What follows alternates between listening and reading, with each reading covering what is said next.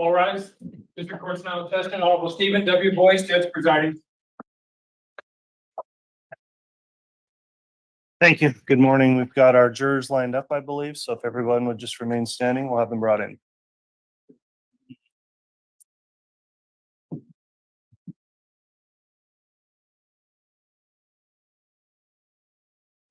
All right, please.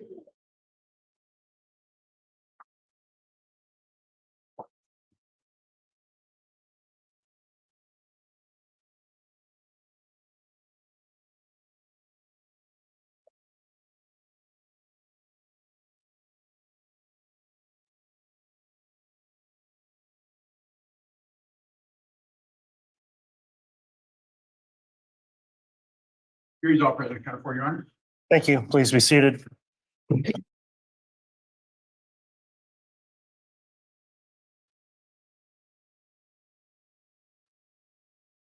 All right, good morning, everyone. We're on the record on case CR 22-21-1623, State of Idaho versus Chad Guy Daybell. This is continuing with the defense case in chief. The court would note the jurors are all present and accounted for, and the court received the declaration that they followed the court's admonishing instruction when we broke for the day yesterday. So I want to thank the jurors again for continuing to follow that instruction from the court. At this time, the court also notes there's a courtroom conduct order in effect for all of those in attendance. And Mr. Pryor, I believe the defense is now ready to call the next witness. Is that correct? Yes, Your Honor. Go ahead and call your witness. And Judge, may I have the court's permission to approach the podium? Yes. Thank you, Your Honor.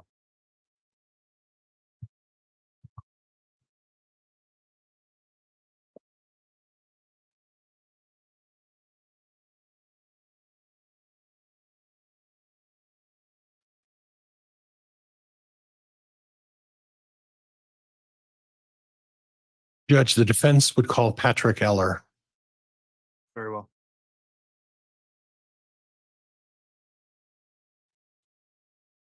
And Judge, while we're waiting for Mr. Eller, I have exhibits 137, 138, and 139, 139 being in a plastic container. My understanding is that the state has no objection to the admission of these exhibits.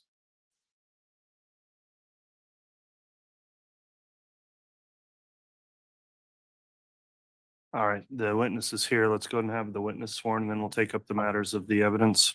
Do you solemnly swear or affirm that the testimony you are about to give shall be the truth, the whole truth, and nothing but the truth? So help you God. Yes, ma'am. Yes. All of them? Yeah.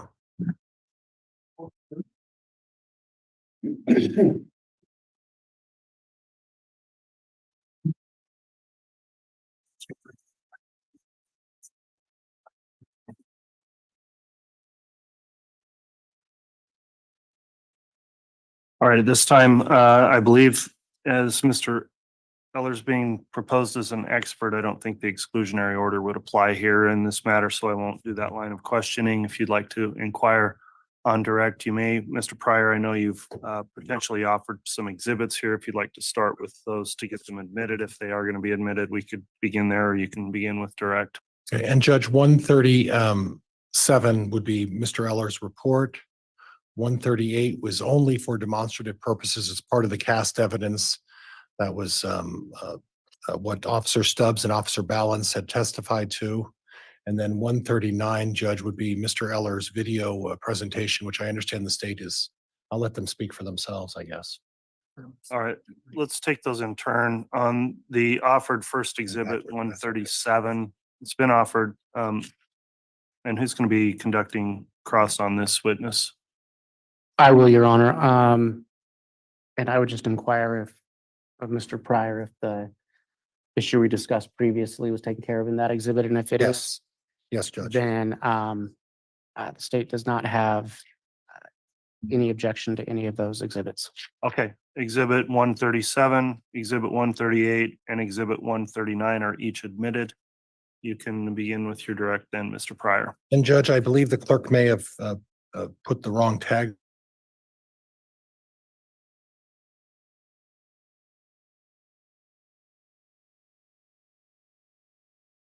Demonstrative 1 and 139.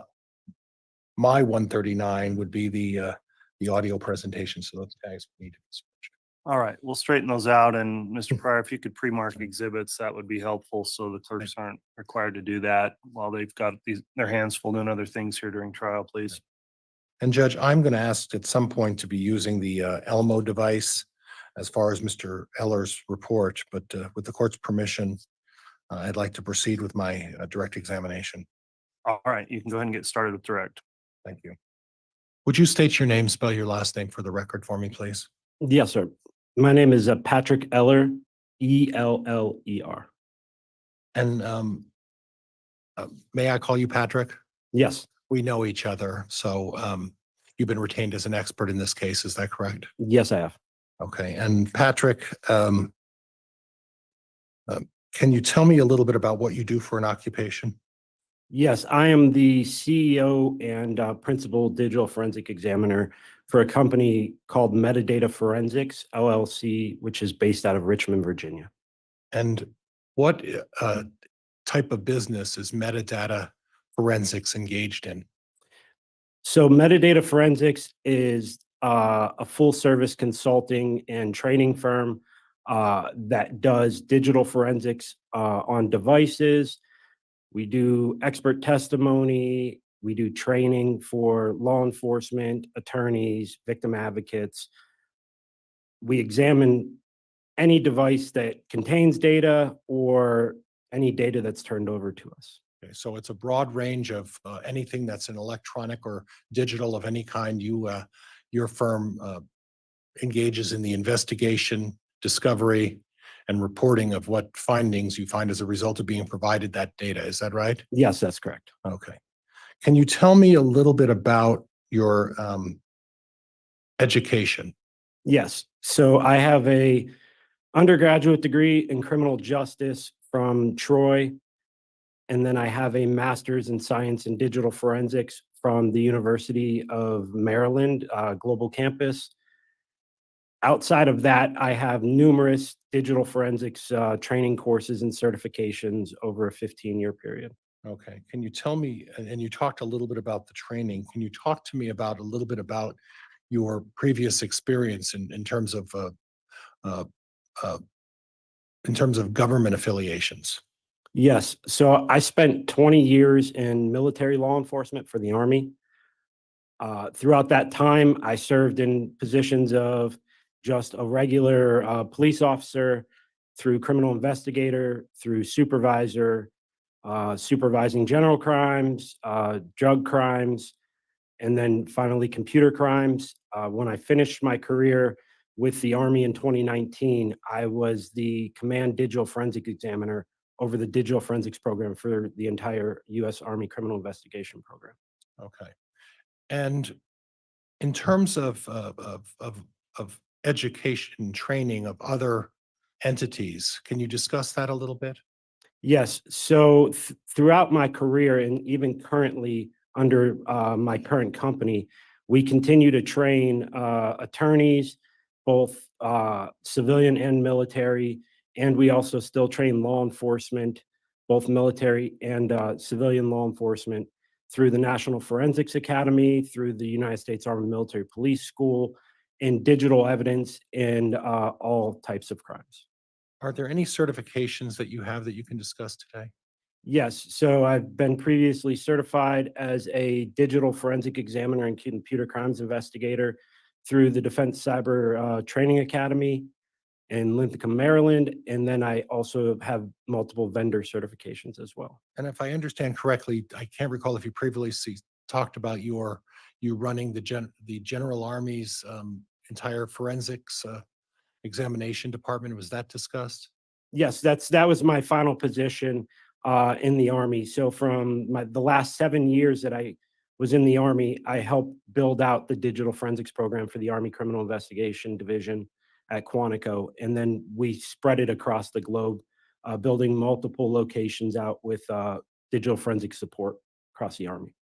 And then you mentioned the fact that you have educated lawyers, law enforcement, other entities.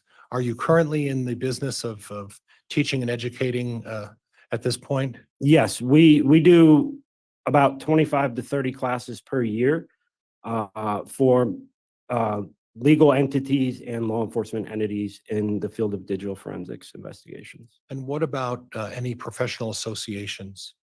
Yes, so I'm a fellow with the American Academy for Forensic Science in the digital and multimedia section. And the affiliation there is, that's a decade worth of work to get to the status of fellow.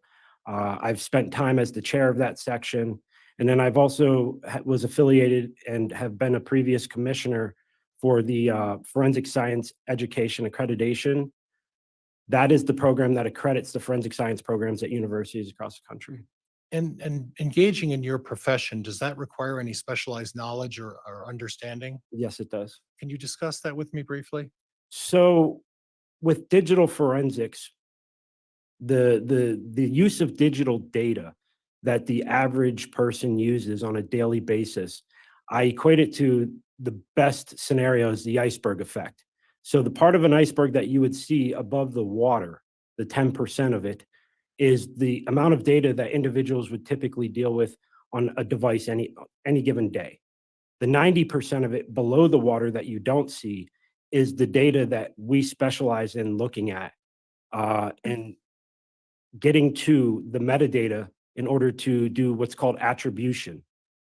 And attribution is just the ability to say what the data actually means or what it doesn't mean, or what it shows or what it doesn't show. So when you use the term metadata, for someone like me, or maybe not even someone like me, someone who's at least somewhat educated in phones and electronics, what does metadata mean? Metadata is simply data about data. And so, as an example, if you have a picture, you see the picture, but the metadata is all the information that made that picture become a picture. Dates, like date and timestamps, location data, information about the device that would have created that image, information about if the image has been manipulated, if it's been changed, if it's been filtered, if it's been cropped, has the date been changed, all the information that gets tracked by the operating system when using data is what metadata is. Now, I'm going to get off the subject a little bit and move towards this concept of the manner in which you can identify certain phones through metadata. And what are the different ways that you can identify either a location or find that a phone is in a particular area, and what sources of information do you use? So when you talk about locating phones, there are multiple sources. One being the device itself contains location data. The other are cellular providers who maintain certain amounts of data about the transmission of information between the device and the carrier that travels through towers and switches that they maintain. And then there's also metadata that's maintained by all of the applications on the phone, depending on what you choose to share as the settings with that application. There is data that you can request from Google, from Apple, from Meta, from Twitter. All of the individual applications also store data. And if you were to identify the best source of information to identify the location of a phone, what source would that be? In my opinion, the best source would be the phone itself. And I understand that there are settings that you can turn on and off about location data. However, there's data that is still being tracked within the device itself by the operating system in the phone that can be retrieved as well. That comes down to what they call native location data. Native location data is data that's populated on the device that is actually showing where a device would be. Okay. And then what other sources can you use to identify the location, or at least a close proximity of what the location of a phone is? So you can use information that is captured by the phone manufacturer or the operating system on the phone. be it iOS for Apple or Google for most of the other devices that are used across. Okay, now, an interesting question I have is, what if I have Verizon and another phone has Apple or T-Mobile? Does that change whether you can access it through Google? It does not change. It just changed what they would store because it depends on what you're using on the device itself. Okay. So AT&T can have Android phones and Apple phones. Verizon can have Android phones and Apple phones. And so if you have an Android device, you would have some Google information because you're required to have that Gmail address in order to register the device. So in other words, regardless of whether you, well, I guess I'll rephrase this. So in other words, by just having an Android device, you're required to have a Gmail account. In that sense, Google can track you regardless of through your Gmail account, correct? Yes, they would have information about you registering the device. They would have information about what services you've enabled, what services you haven't, and then they would have what you're allowing to be stored. Okay. Now, in terms of disabling a device, Yes. is it as simple as on my phone as just pulling my phone out and saying settings and turning off location? So that is one way to turn off information. But the thing with Google is, as far as Google goes, is there's also web and activity information. There are settings within your Google account that you have to change, not just turning off location services on the device itself. So if someone were even trying to disable their phone, it's more than just flipping to a page and saying disable. Well, you could just turn the device off. Okay. Or you do the turn off the location. Correct. Okay. Okay. Now, I want to discuss with you, as part of your review, do you recall what documents and pieces of evidence you observed and examined as part of this case? Yes, there are a lot. I mean, if you're talking about a specific item, because there were a lot of devices, a lot of data that was turned over to be reviewed, that was gathered through Google, through Apple, through devices, through other sources. Now you, as part of this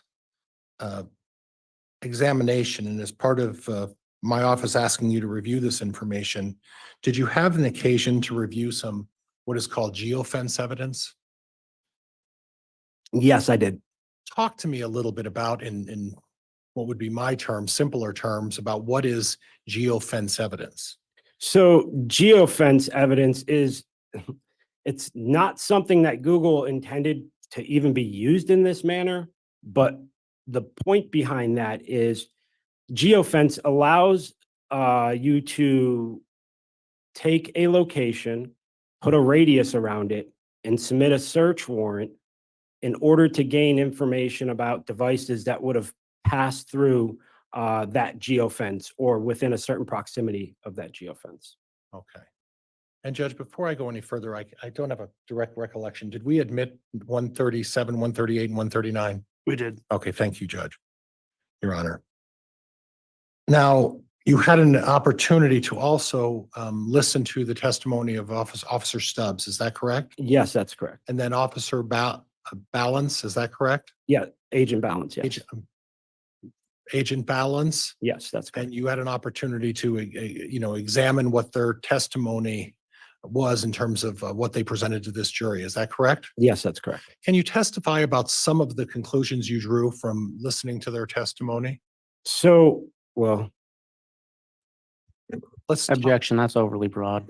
Let's talk about their location data in terms of their geofence testimony about Alex Cox's phone on, let's say, September 9th. okay. Go ahead. What would you like to know about it? Well, I'd like to know what your you took an opportunity to examine the geofence evidence from September 9th and listen to the testimony of Officer Stubbs. Is that correct? Yes, I did. Did you find anything of interest in terms of his testimony that caused you to conduct further review? Yes. So in listening to the testimony about how the geofence was done and what was returned as part of the search warrant from Google and the geofence, went back and looked at the return data that was given back by Google for the geofence. And I found that there were more devices than what were actually requested to be identified. And we've previously marked Exhibit 138, and I can put up on the screen and tell me which of these screens we want you to examine. Judge, if I could use the HDMI, Yes, if you're going to I'll let publish, you know when I'm ready, Judge. which exhibit are you publishing? 138. And not yet, Judge. It's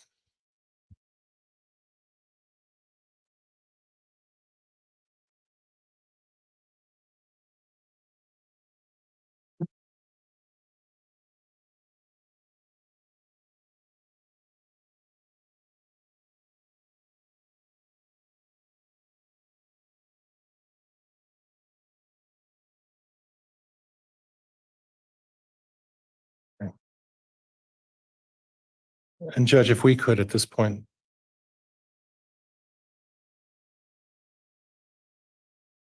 Now you recognize this document, is that correct? Yes. And that was the document from Sergeant Stubbs, is that correct? Yes, this was a search and a season search warrant that was submitted to Google to get the device IDs, or excuse me, to provide information about these individual device IDs that were returned from the first part of the Google geofence search warrant that produces anonymous device IDs that are assigned by Google. Okay, and then if we look under the words, which are right in the middle of the screen, premises, that's addressed to the Google. Yes, it is. And then just below that, there's a line that starts with the word 11. Yes. And what does that involve? So there, what's being requested are information about who those device IDs belong to.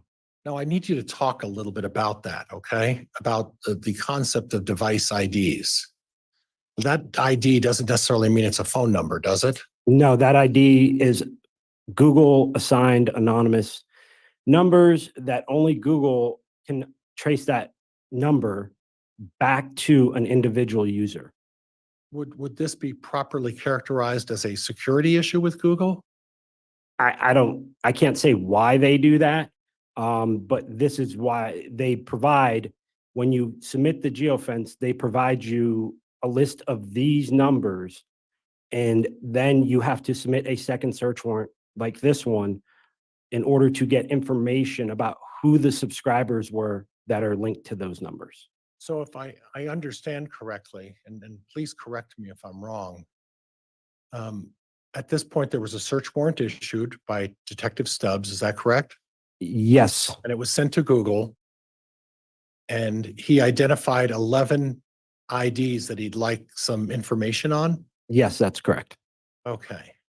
And then, and the manner in which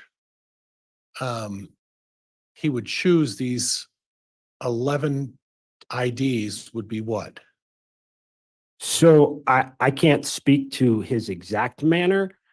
Based on the testimony that I reviewed, it said that they took all the data and put it in a system and attempted to identify the ones that had commonality. Okay. And when we talk about commonality, what does that mean?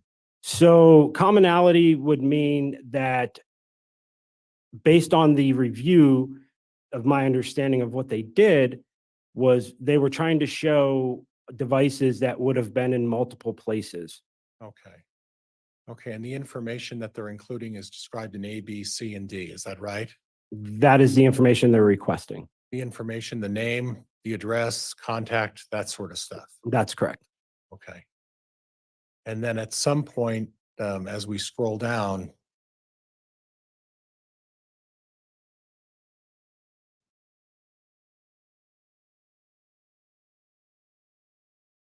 there is information provided. And can you talk a little bit about this information? Yes, so in the far left column where it says device ID, that is the device IDs that we were talking about just a few seconds ago, further up. And then from there, the time and date is the date and time of when that device ID would have been seen inside of the radius that they provided for their initial search warrant for the geofence. And then you'd have the latitude and longitude, which would be the location data. The source of that action, or the source of why this was recorded or where it was from, would be Wi-Fi, GPS, and then that map display radius is their margin of error. Okay. And Judge, does he have a red? You do. Laser pointer? Yes. I think there is one there. Okay. And if you really slowly again, because just so making sure that we track us, could I have you go over that again and starting with the device ID with the laser pointer? Yes. So the device ID right there explains that anonymous number that is assigned by Google, that only within their records where they store this information are they able to link this back to an individual device. Okay. The next column over with the time and date, that is the time and date of this information here, which is the location and the source of that information, and then the margin of error that was recorded for the information here by those devices to be associated with that initial geofence warrant that was submitted for the radius of what they were searching for on that particular day. So if I understand, we have the device ID on the left, which is under the word location 1. The next would be the date. And in this particular screen that Officer Stubbs requested, looks like September 9th of 2019 and at 9:18. Is that correct? I see 919 as the first entry. 19. Oh my goodness, I need my glasses. 9:19:38, it looks like. Is that correct? Yes, that's correct. And then when we're talking about the longitude and latitude, do you recall what location Officer Stubbs was interested in? That would be the Chad Daybell residence. Okay, and you reviewed this data as part of your review of this case, is that correct? Yes, I did. And you reviewed this information that Officer Stubbs and one of the other officers, Balance, testified to regarding this information as well, is that correct? Yes, I did. Okay, what did you find in terms of your investigation of note in your review? So in my investigation of looking at this information and going to not just this paper copy of this record, but looking at the actual return that came back from Google that these records were contained in, there was a lot of other devices. And there was devices prior to 919 on September 9th, as well as devices within there's more records that were actually provided than what you would see here. Okay, so to put this in plain English for me to understand and for everyone else to understand, what this data shows is that these are IDs of phones that are in the proximity of the Chad Daybell property or on the Chad Daybell property on 9/9 of 2019, correct? Their devices, yes. For devices. So this list of things that you have in front of you include all of the device IDs that somehow registered at or near the Chad Daybell property on September 9th. This does not include all of them. This includes only the ones that they were asking to be identified. Okay, and we're going to get to that in a minute, but I want to put this in context a little bit. So if depending on the radius, if a phone was either on the Chad Daybell property at any time or was near the Chad Daybell property, depending on the radius, you would get an ID of some sort. Is that correct? That's correct. And what is the source of that ID? Where is that ID coming from? Where does how is that ID arriving? Is that through the Google app? It is through all of the information that Google tracks from a device.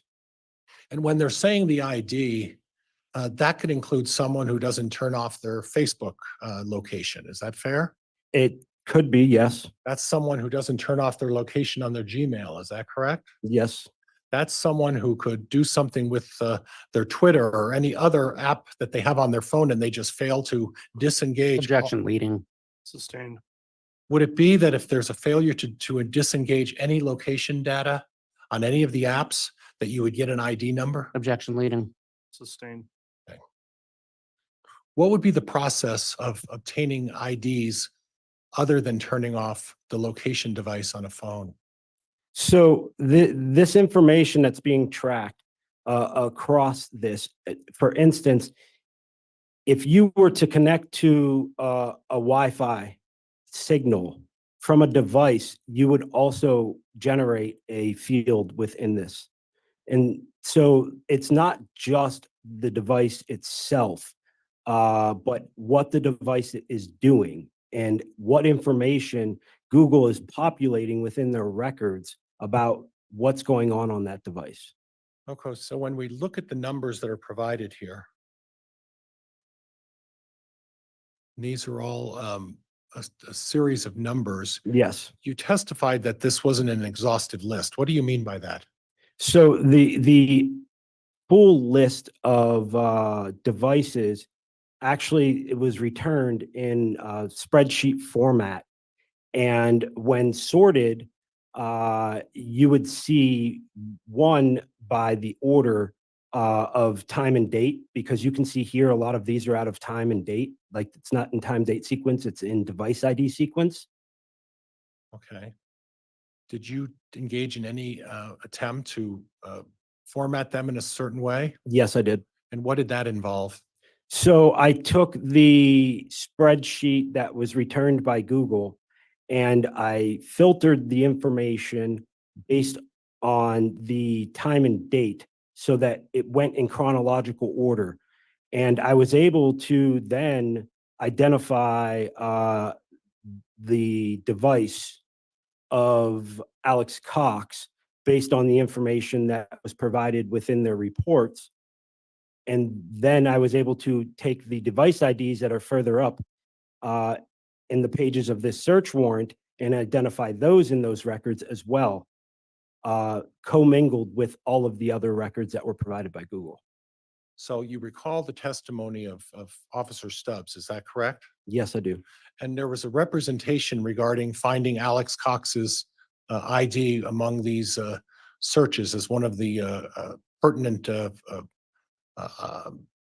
phones located as part of this search warrant. Is that correct? That's correct.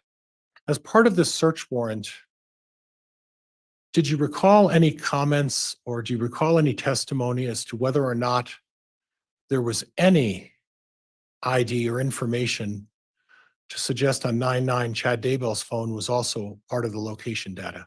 I do not recall hearing that it was. What I recall from the testimony was the results of the Google search. Objection non-responsive. Overruled. Go ahead, officer. The Officer, results I'll of the backtrack. Google search showed that the only device that they were able to place with the association at the Chad Daybell residence was that of Alex Cox. And that was at 9/9 of 2019? That is correct. So what we're saying is that on 9/9 of 2019, with all of this information from, and again, what was the starting time of this again? On this On particular, 9/9, the earliest location information? I Do you believe it was 9/19. Okay. It's at the top, but And then this went well through 11:58 or 12 o'clock that day at the very bottom of the screen. Is that right? yeah, well, this is not in chronological order.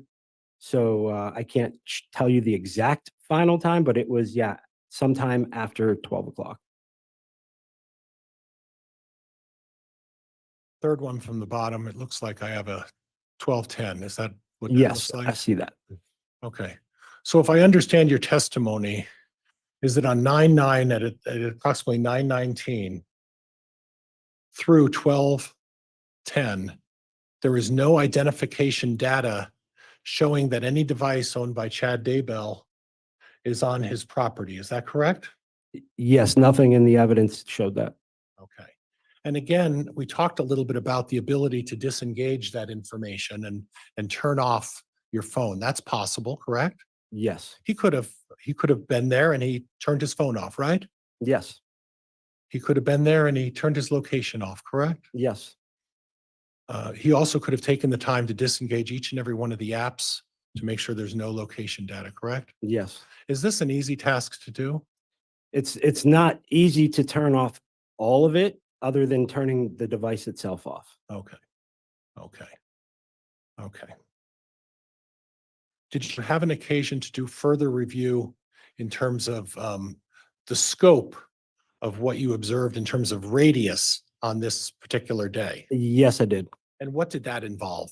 So what I did was part of the filtering of the raw data that was returned by Google, not only did I put it in chronological order, but you'll see, if I can point, some of the radiuses that were returned or requested to be identified are showing 4,000 meters, 8,000 meters from the radius that was requested as part of the geofence.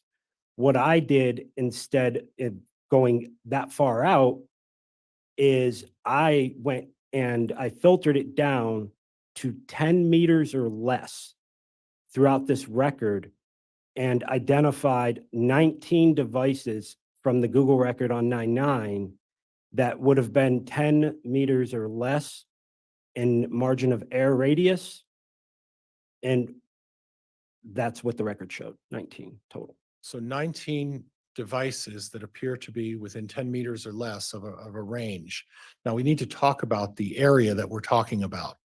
So when we're describing it, it would be like a box. Would that be correct? So the way they did it was a single point of reference.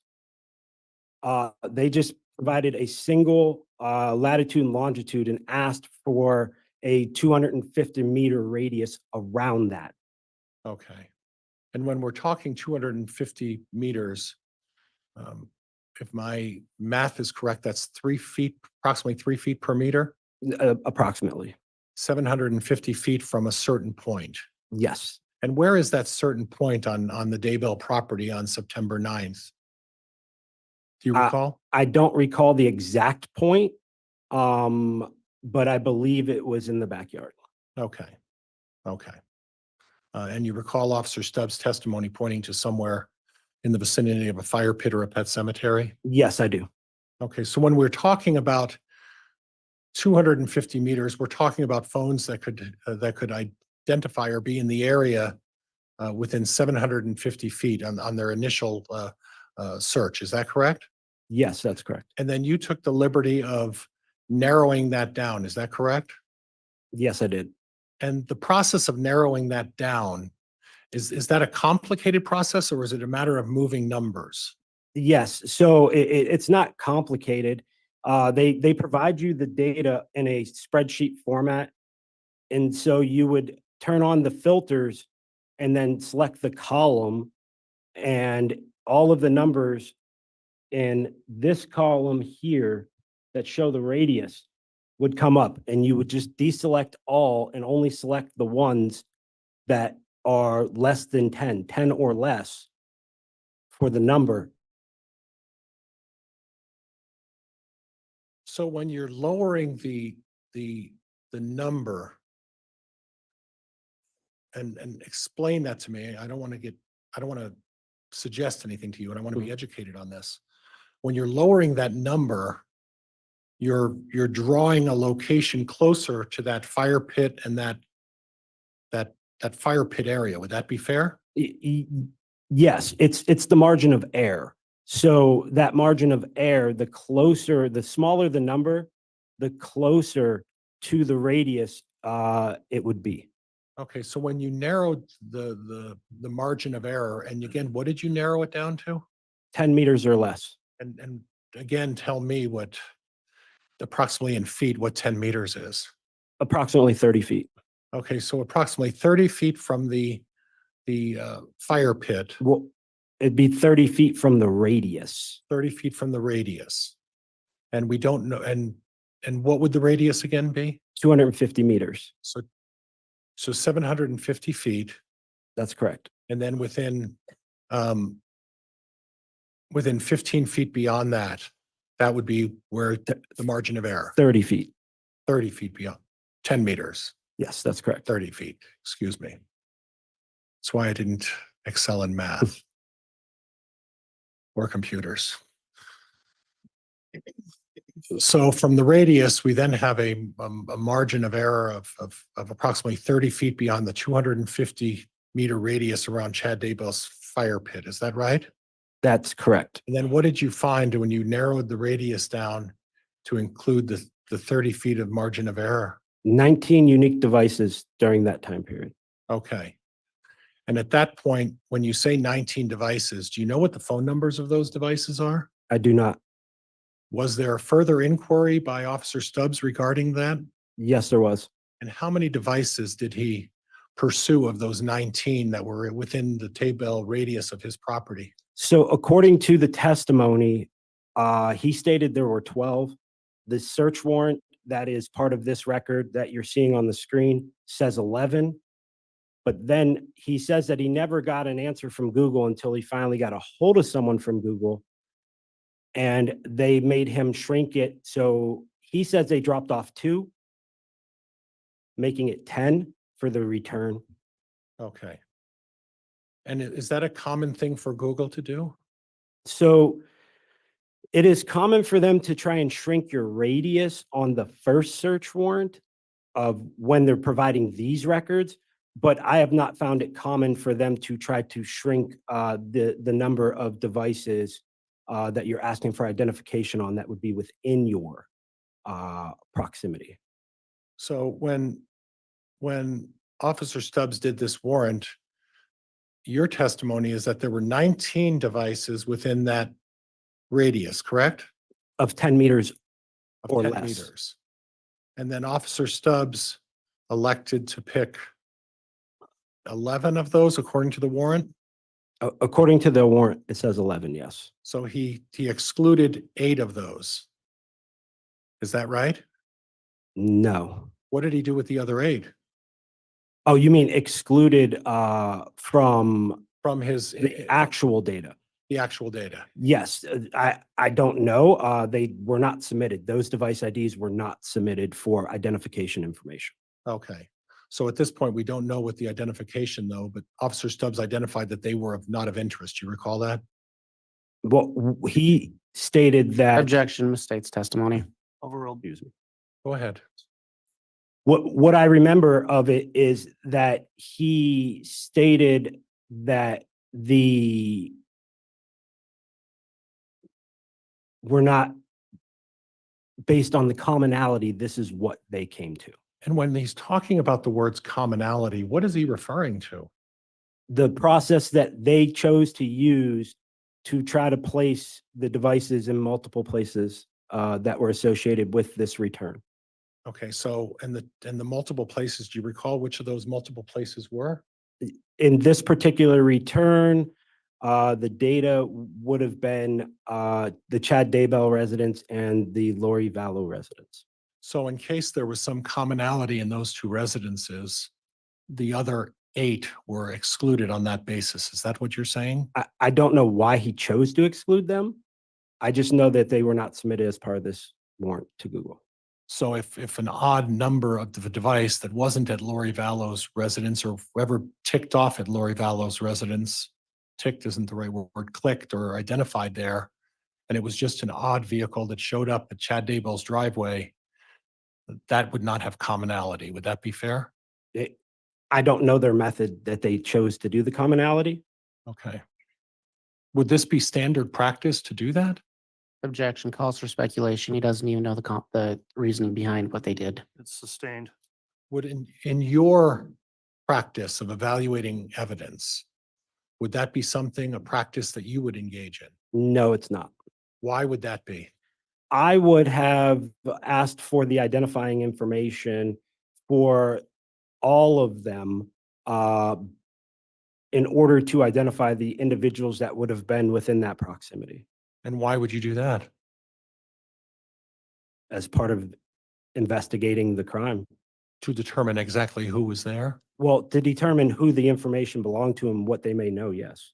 Okay, so it's part of expanding the scope of what you're trying to learn about the case. Would that be fair? That's correct.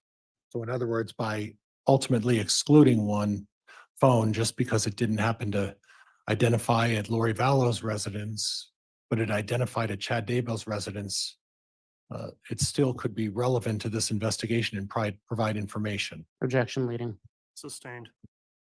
Would the lack of contact with one of the common residences potentially still be useful? It could be. Okay. Now I want to go above the data that you have, and then if you get the pointer out again, if you would help me. Sure. At the very top number, I can't read the ID number under the blue, the very top one. You don't need to read it, but that's the first entry that you were provided. Is that correct?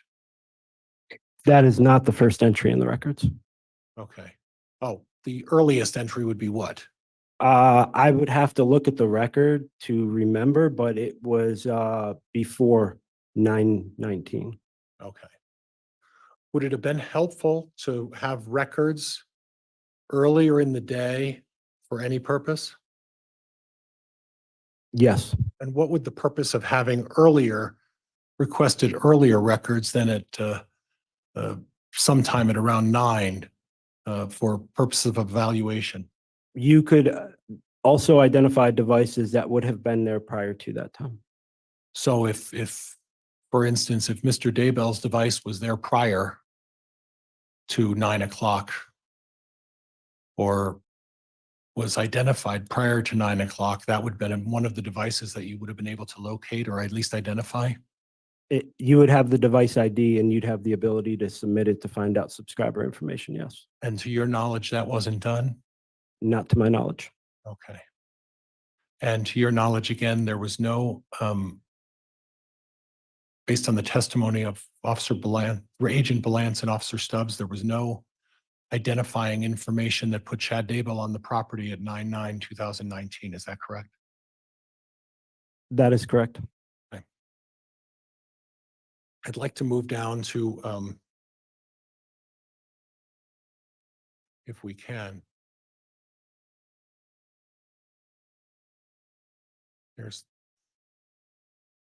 I may have the wrong, and Judge, could I just have a moment, please? And Yes. just turn the HDMI off? And the light on, maybe?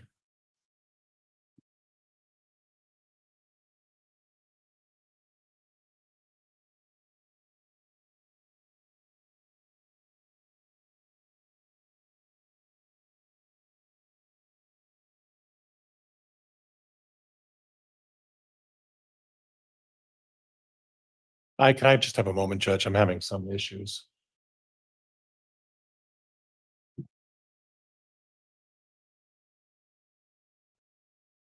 Can't get this out of the way, and I can't get this other one out. All right, thank you. This is a numbers file, so it's kind of like Excel. Can I see what that is? Looked at a bunch of times. It's gonna open. I just need to be.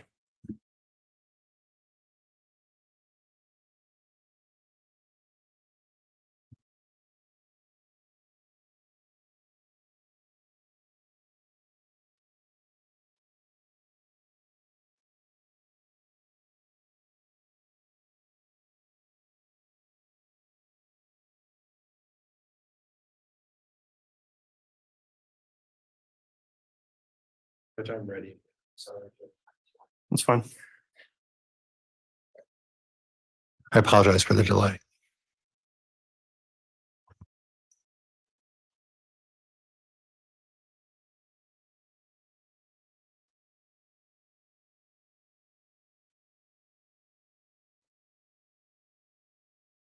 Now we're looking at the date of 9/23, is that correct? Yes, that's correct. And again, if you have the pointer, I can narrow this down again, hopefully. And again, if we can go through the analysis, we have the device ID, and if you would use the pointer and do that for me, if you're able to. It's right there, that column. Okay, and then the date would be again what? 9/23/2019. And then we have the next would be the longitude, latitude, The next would be the time. the time, I'm sorry, and then the longitude or the latitude and then the longitude. That's correct. And then the last one would be the radius. You have the source, which is GPS or Wi-Fi, and then you have the radius. Okay, And then the last column is a column that I added. okay. So what's the relevance of 9/23 in terms of this investigation? Do you recall? The relevance? That would that have been the day that the remains of J.J. Vallow were found on Chad Daybell's property? Yes, that's correct. Objection misstates evidence. That wasn't the day that JJ Vallow was found there. Yeah, sustain and strike that question. In any event, the significance of the 9/23, did you again listen to the testimony of Dave Stubbs and Agent Balance? Yes, I did. And this chart represents what? This chart represents the information that was returned by Google for the geofence warrant based on a location at the Daybell residence for 9/23 during that time period. Okay. And again, what did you find of significance in this information?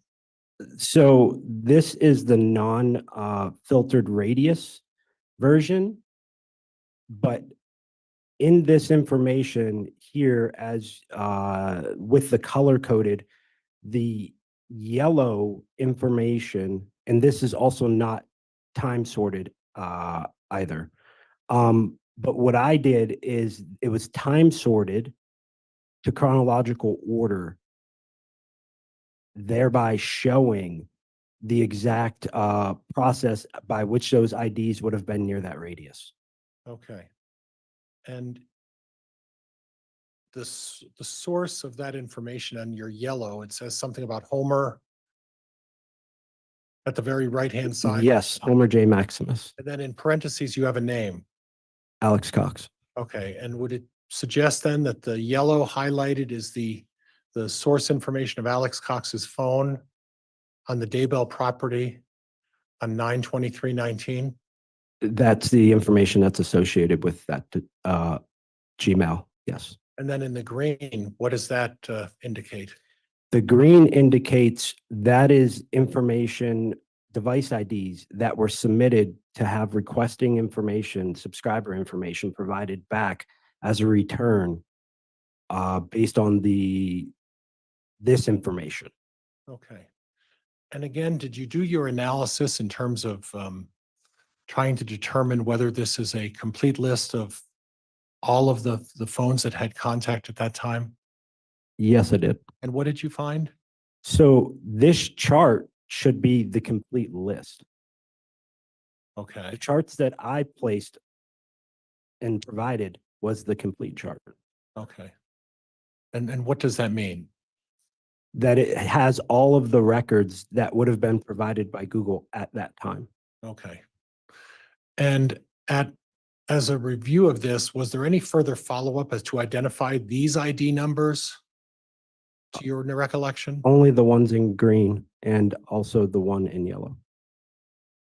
Were there other phone records that, for whatever reason, were not included in the search for identification of those ID numbers on that chart? Not phone numbers, but device Phone IDs. devices, Device IDs. device IDs. Yes. And how many of them were there? On 9/23, I would have to look. If this is the entire chart that I provided, look at the white boxes for the unique numbers, you would Okay. have 1, 2, 3, 4, 5, 6, 7, 8, 9, 10. So there were to be 10 other devices that were not included for information to obtain. Would that be fair? That's correct. But there were how many, if you could count for me in the green, that they decided to do for further inquiry? On this particular day, based on what I'm seeing on the screen, there were 1, 2, 3, 4, 5, 6. So if I understand correctly, there were 16 devices that indicated phone location data at or near the Daybell property on the 23rd of September. Is that correct? Adding in yes, that's correct. That would include Alex Cox's phone data at that point, correct? That's correct. Did at any point you take the task of narrowing the radius to try to what, I'm not sure what the proper word is, narrowing the radius to maybe exclude others that were not as close? Yes, and I correct that. Including Alex Cox, it would be 17. Okay. So again, did you narrow the radius to maybe refine your results? I did. What did you find then? So as you would see within this chart, if you were to remove the numbers that are more than 10, you would see 1, 2, 3, 4, 5, 6, 7. Oh, excuse me. 1, 2, 3, 4. Okay, so there'd be 4 devices that once you excluded, and again, the radius that you used to exclude would have been what? 10 meters. So again, 30 feet from the location point, is that correct? That's correct. Okay. And of those 4, how many of those within the 10 meters were sent for further identification? None to my knowledge. So when you have 4 phones that are within the 30 feet of the area set by Officer Stubbs, of those 4, they chose not to try to identify those phones. Is that what you're saying? Objection, that misstates Stubbs' testimony. Sustained. Was there any indication that they pursued the identification of the 4 phones within the 10-meter radius that you just identified? No. Is there any indication through the testimony of Officer Stubbs or Balance that any phone device of Chad Daybell was located on that property on 9/23 within the time range you set forth here? Nothing in the evidence I was provided or reviewed.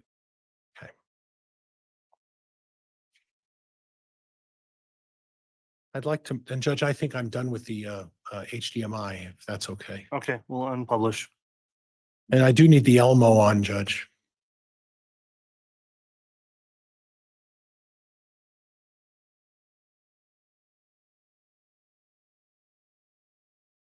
You prepared a report in contemplation of testimony in this case, is that correct?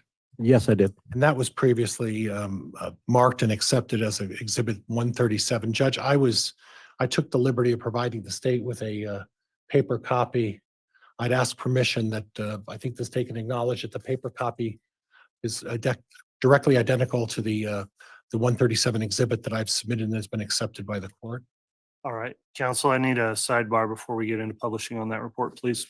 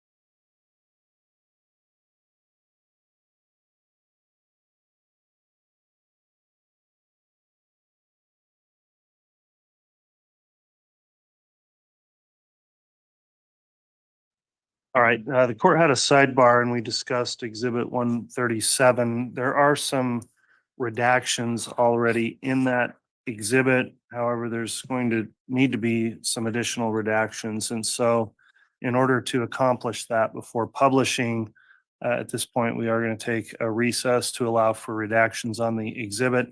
And then once we get those done and redacted, you can continue with your direct and publish the exhibit. It has been admitted, but we'll make those corrections before they're published to the jurors. So we'll take a morning recess at this time in order to accomplish that, and we'll come back on. We'll just let the jurors in the gallery know when we'll be ready to continue.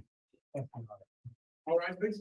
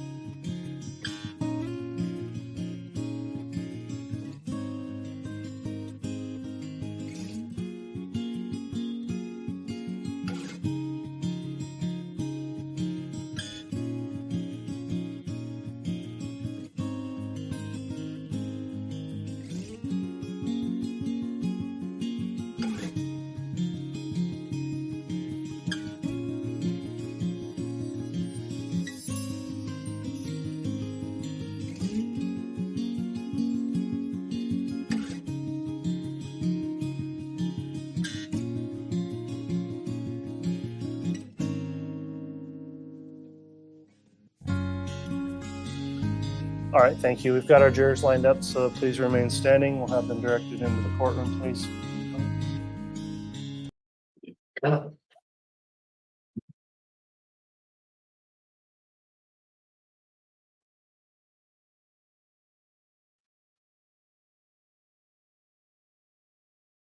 right.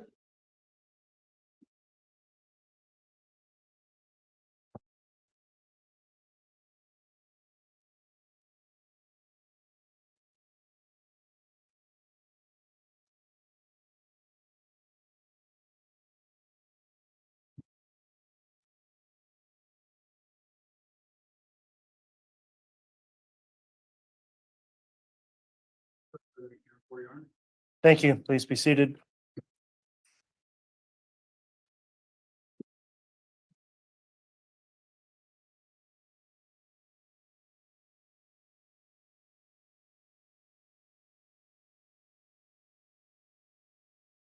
Okay, we're back on the record on CR 22-21-1623, State of Idaho versus Chad Guy Daybell, continuing with direct examination of Mr. Eller. The exhibits been taken care of on 137 and admitted. So, Mr. Pryor, if you'd like to continue with your direct, you may. And Judge, could I have use of the Elmo? May I? Yes.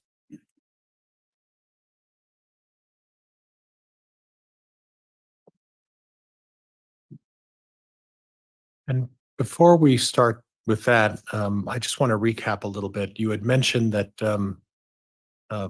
from your review of the devices and the data that was provided, that Chad Daybell's, there was no indication of a phone associated with Chad Daybell was indicated on September 23rd, 2019 and September 9th, 2019 on the Chad Daybell property. Is that correct? That's correct. No device ID. Did you happen to look as part of the, and I guess we'll start with this, there was a significant amount of data that was provided to you, is that correct? Yes, there was. And in one instance, there was a sizable amount of data, terabytes on one particular indication, right? Yes, I believe it was approximately 10 terabytes. And 10 terabytes would fill a room about what size? Hmm. Paper to paper. The way that, you know, we've typically described that is if you were to take the Library of Congress, if it was all printed, just 1 terabyte would fill it. Okay. So 10 times the Library of Congress is what you were reviewing. Okay. As part of your review, did you look at the status of any of the devices of Mr. Daybell in relation to the time of September 9th and September 23rd?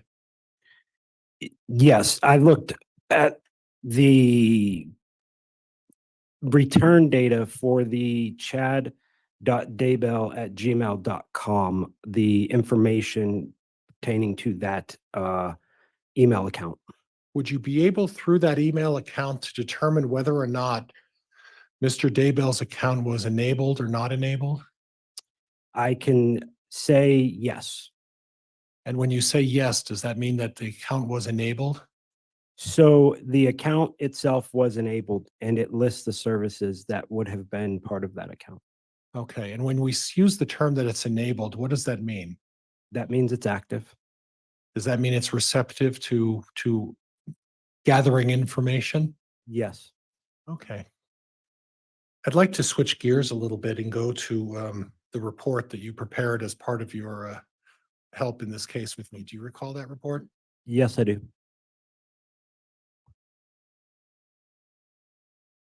Judge, if I could have the Elmo again, I'm sorry. You may.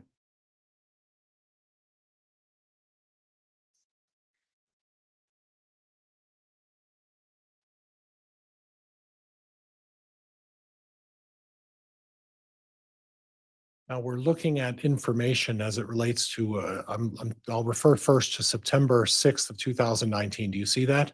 Yes. And what does this information represent? It represents information that was returned by Google for the homermaximus@gmail.com location data. And whose phone would be assigned to the Homer J. Maximus at gmail.com? Alex Cox. So I start with September 6th of 2019, and it looks like it says 12/42/54 on September 6th. And what does that information suggest? That information suggests that there was a location point located in the records for a device associated with that account to be at or near the Chad Daybell residence at that time. Now at 12:42, it says Chad Daybell residence with that longitude and latitude. That's correct. Would that suggest that that device was on the Chad Daybell residence on September 6th at that time? Yes, it would suggest it was there on the property.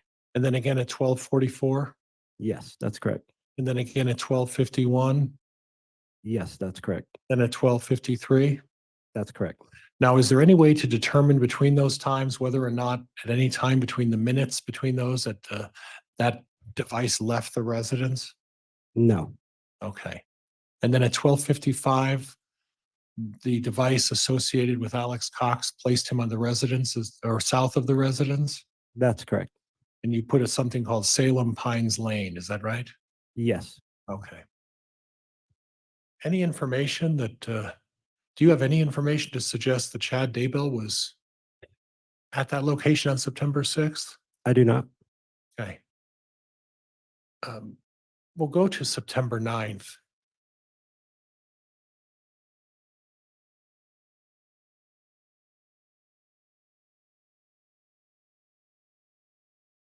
And on September 9th, are we still talking about the device associated with Alex Cox? Yes, that's correct.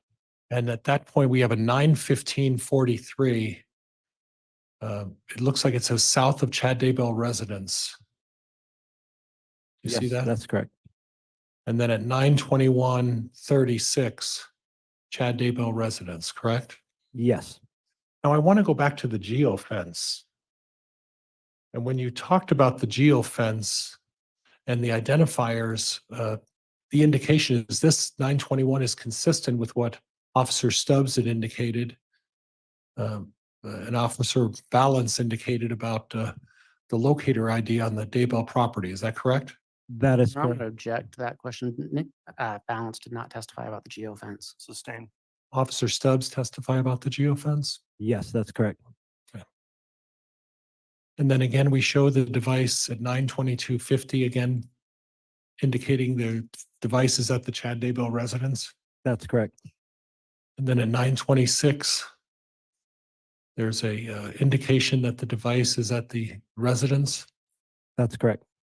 And then there's a gap between 9:26 and 10:39.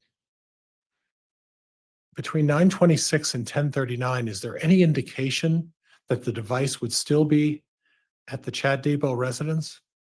There's no data to show that it was there, but there's also no data to show it was not. So it's undetermined as to whether or not the device was there or not. That's correct. Would it be unusual for there not to be some sort of a ping or indication that the device was there? It depends on what's being used on the device or if the Okay. device is powered on. Okay. And then we go to 10:41. So between 9:21 and 10:39, well, from 9:21 to 9:26, for that 5 minutes, we know the device was at or near the Chad Daybell residence, correct? Can you repeat that question? Between 9:21 and 9:26, we know that the device was at or near the Daybell residence. Is that correct? Yes, there were 3 location points that showed that. Okay. And then from 9:26 to 10:39, we can't say one way or the other where the device associated with Alex Cox was in terms of that property. Is that correct? That's correct, not from this data. Okay. And from 9:39 to 10:41, at that point, the device at 10:41 appears to be in the vicinity of the Daybell residence. That's correct. Do you recall what vicinity it was in? I believe it was Without seeing the map that associated with this, but I believe it was near the front of it. Okay. And then at 10:43 again, Yes, that's correct. and then at 10:57, we're back at the residence, is that right? That's correct. And then from 10:57 to 11:39, you have some movement, is that correct? Yes, So at 10:57, there's some movement. And then 11:39, you have it in the vicinity, is that correct? that's correct. And then moving on, you have it north of the residence, is that right? That's correct. Now, I went back with you with the, in terms of Alex Cox's device showing that he's at least partially between 9:21 and 10:57, he was on the property and potentially off the property during that time, correct? Could be. Okay. And are you aware of any communications between, any communications in terms of text messages or emails that were sent from the Chad Daybell device? Yes, And would those emails or text messages that were sent, would those have indicated a identification number and a location through Google by the use of that device? they could have. And at no point did they indicate that by the sending of a text message through the Chad Daybell device, that he was in the vicinity of the Chad Daybell property. Is that correct? No records that I was provided showed that.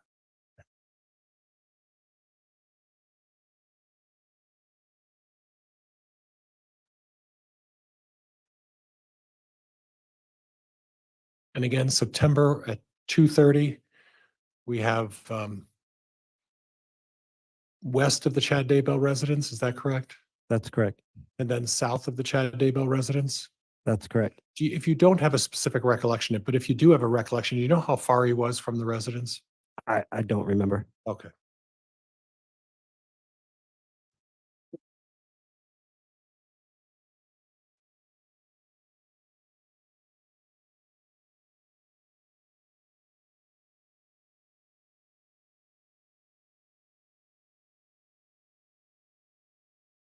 And again, we discussed this through your geofence testimony about the device of the Alex Cox device indicating that the device was on the Chad Daybell residence on September 23rd, correct? That's correct.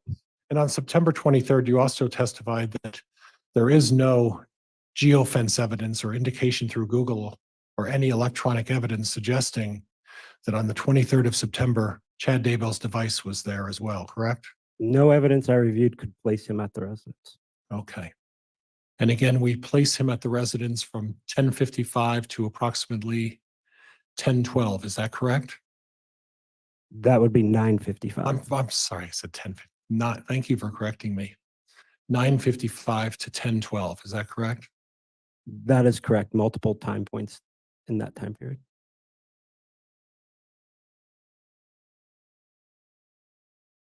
We then go to the September 25, 2019. Do you see that? Yes, And again, we have the indication of Alex Cox's device on the Chad Daybell residence. that's correct. And that would have been from 10:05 on the 25th of September. Is that right? That is correct. To 10:24 on the 25th of September. Is that correct? That's correct.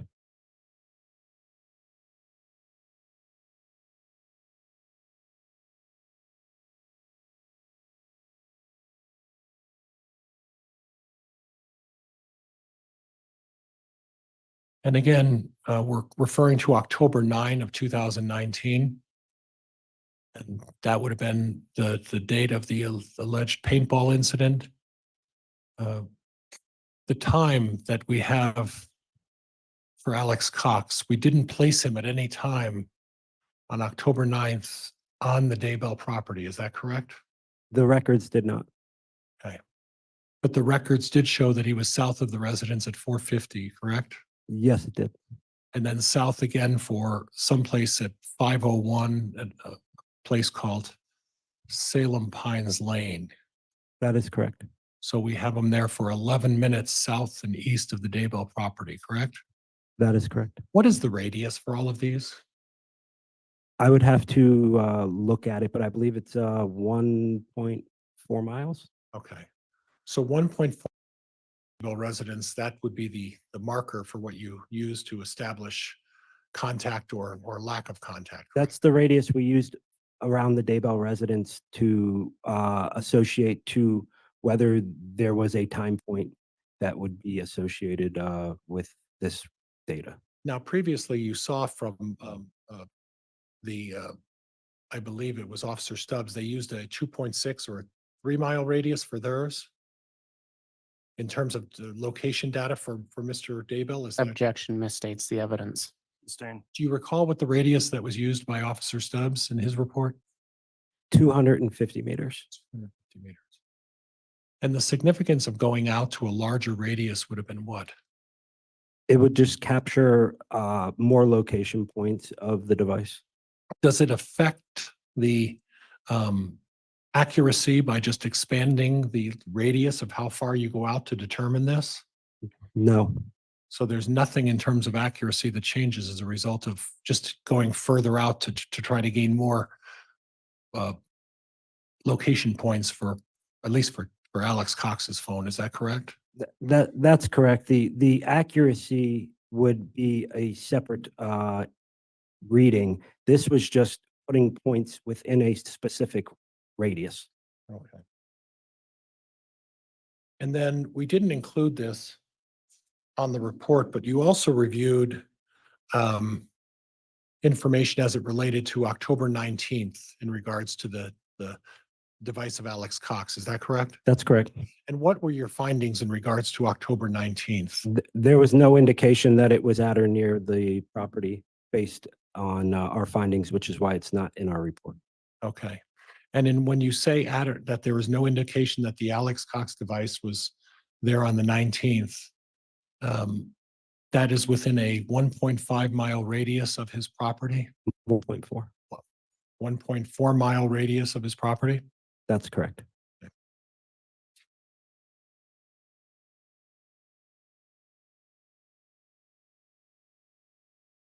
I want to talk to you a little bit about the concept of drive testing. Okay.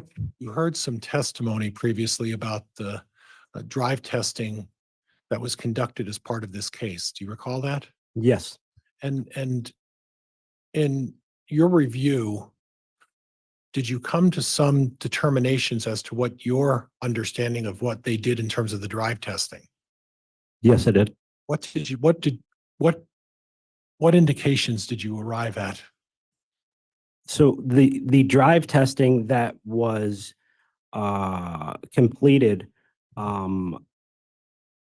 showed the coverage area for multiple towers surrounding that area. What that does is it shows you the coverage area that could be used by a device. It does not show you RF signal strength or signal strength from a device, but also what the coverage area does is from a drive test just allows you to see where you would be able to potentially reach a tower if you were to utilize your device across the cellular network. Okay. So in other words, when you're talking about towers, if there's a certain angle, and let's say it's a 120-degree angle, Yes, that angle goes out for an extended period of time. it does. And wherever there may be overlap or otherwise, the distance that goes out determines a significantly large area for cell tower testing, right? That is correct. And the difference in listening to the testimony about the drive test was when it was discussed about. Objection, this is non-responsive to a question. Sustain. So based on the testimony that you heard about the drive testing, what were your concerns? My concerns were the 5 degrees beam width difference that was reported between 2019 and 2020. Okay. And when you say 5 degrees difference, what would that affect? Well, it wasn't explained which way it was 5 degrees. So when you look at that sector, it's 60 degrees counterclockwise and 60 degrees clockwise. And without knowing the 5 degrees that it was off, it could change dramatically that coverage area, depending on how far away a device would have been from the tower when it was made from that sector. So for the use of drive testing, would that be, and given what you just stated, would that cause a concern about the reliability of drive testing? It wouldn't cause a concern for reliability about drive testing itself. I would just wonder if the 5 degrees was taken into account for the mapping of the drive testing Okay. for presentation purposes.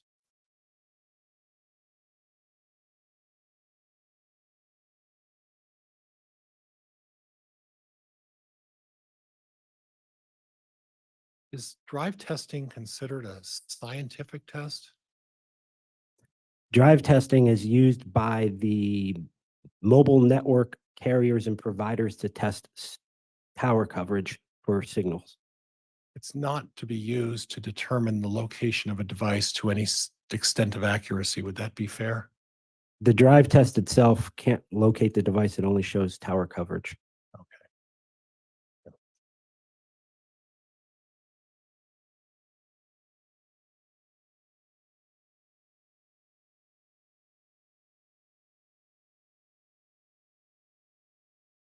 There was some discussion about something called gladiator forensics.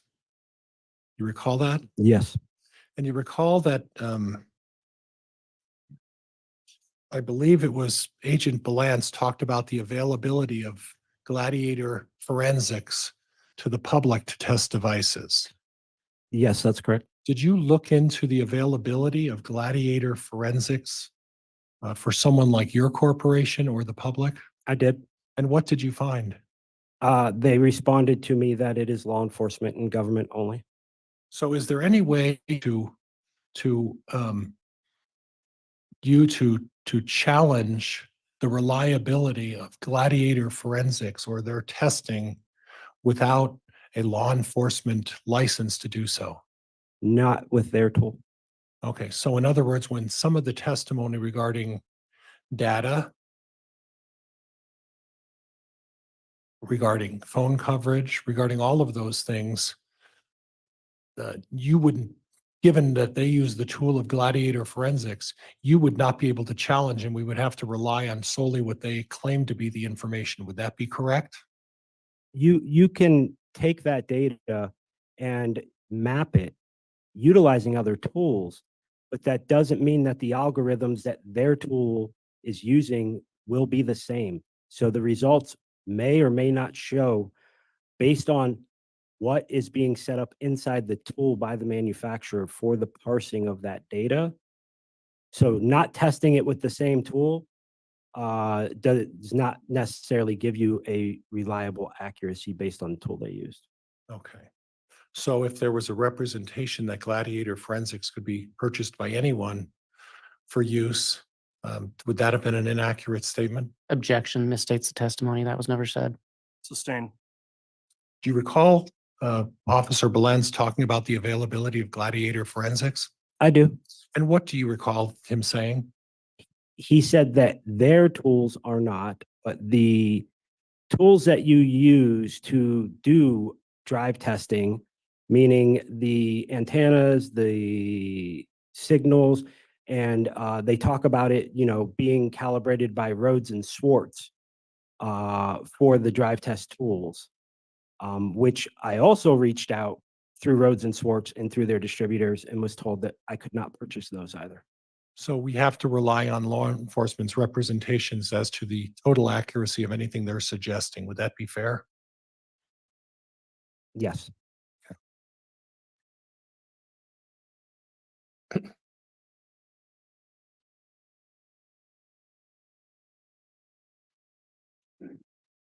Rich, can I utilize the Elmo again? Yes. Thank you, Your Honor.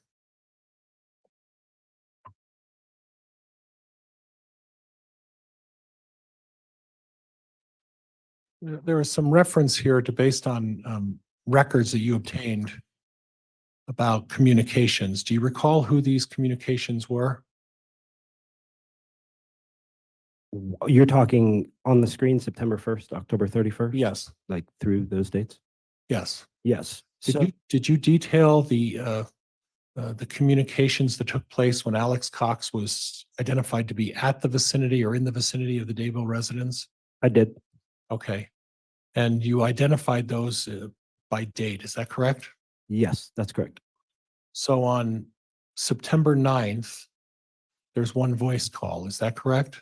That is correct. On September 22nd, there were 8 text messages, one voice call. That is correct. On September 23rd, there was one voice call. That is correct. And October 9th, there's 13 text messages, 0 voice calls. That is correct. You didn't identify, those could potentially be to a number of different people. Would that be fair? They aren't necessarily Alex Cox calling the same person, right? They are not. Okay. And that was based on the data that you had at the time, is that correct? That is correct. And Judge, at this time, I have no further questions. All right, thank you, Mr. Pryor.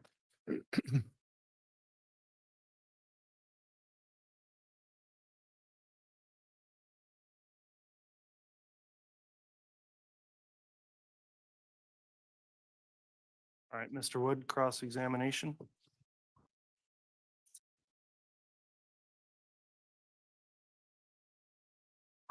I can be handed Fence Exhibit 139. Yes. And Your Honor, because of the digital nature of that, it may take me a minute to set up. Okay.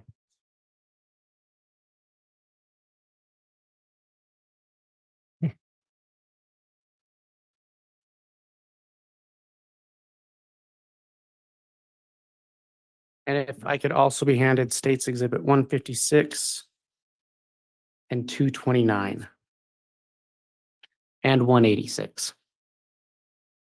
All right, we'll work on getting those located and getting them delivered to you, Mr. Wood. Thank you.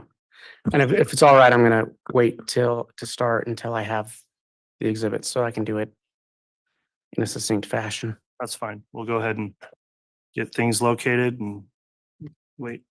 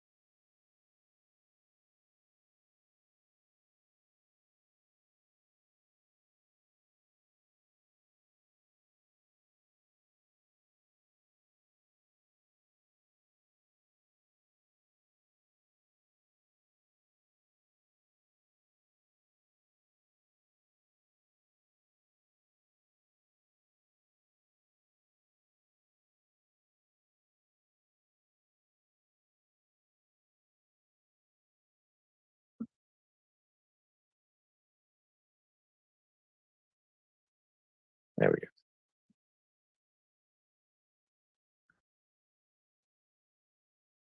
Good morning, Mr. Eller. Morning, sir. Am I pronouncing that correctly? Yes, sir. You don't need to call me sir. Just habit. I get it. Um, I want to talk to you about September 9th, 2019 and the work you did in this case for that date. Are you aware of the significance of the date of September 9th, 2019? Yes, Are you aware through your investigation of the last known sighting of Tylee Ryan? I am. And that was September 8th, 2019, correct? That's correct.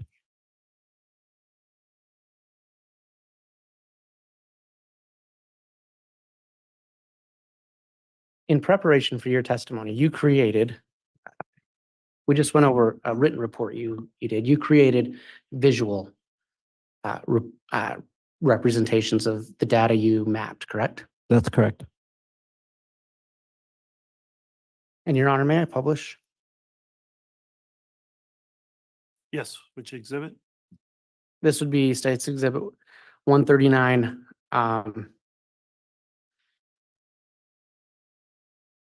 And in fact, maybe we need to have a sidebar about the labeling of this because there's subparts on this exhibit. There's 14 subparts. Previously admitted. Yes, of 139 defense exhibit. Okay, feel free to just continue, Mr. Wood. If we have questions, we can do Okay. that sidebar, but Perfect. if you can, for the clarity of the record, reference any sub-exhibits. Okay. And I would list this as defense exhibit 139 sub 3.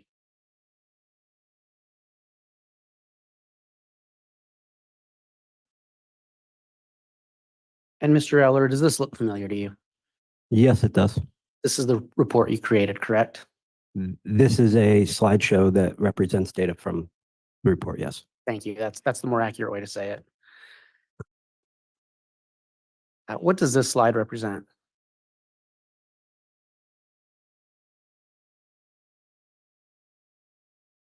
As far as What's the data being portrayed on that slide? it's just showing locations.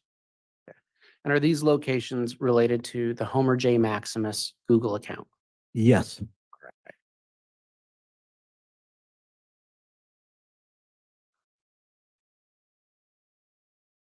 And I've clicked on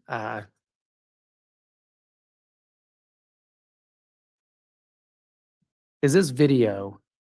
There's a video embedded in this. That's correct. Can you tell the jury what this video shows? Yes. The video would show the time frame represented and the points on when they would show on the map during that time frame.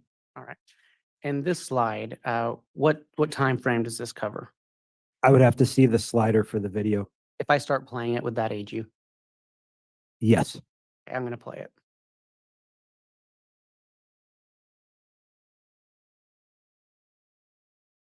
That entry said 0915. And is there indeed a label up here that says this is at Chad Daybell's residence? That's correct. I want to go back to earlier in the day.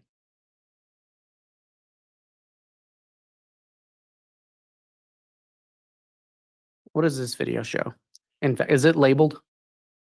It says video of all Google location data for September 9th. So if we were to play this video, it would show all of the Homer J. Maximus location hits that you mapped out For that date. for that date. Correct, for September 9th. And Yes. did you put any limiting margin of error on these? Yes, Okay, and was that the 500 meters? that's correct. Thank you.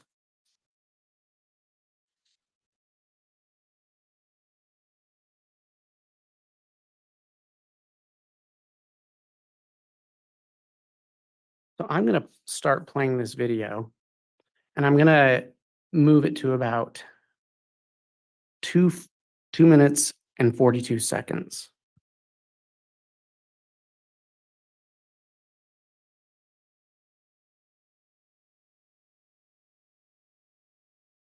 I'm going to start at 2:38.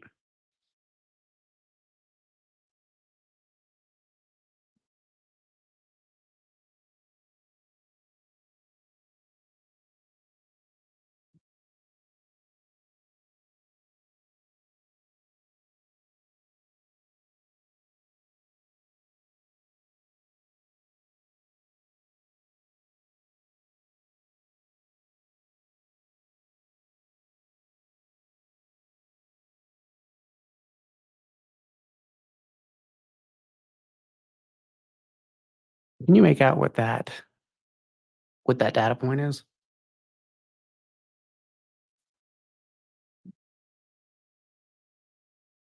It is a Wi-Fi data point Okay, and where is it located? in the vicinity of Lori Vallow and Alex Cox's residence, I believe. All right, and can you pinpoint at which residence it is at?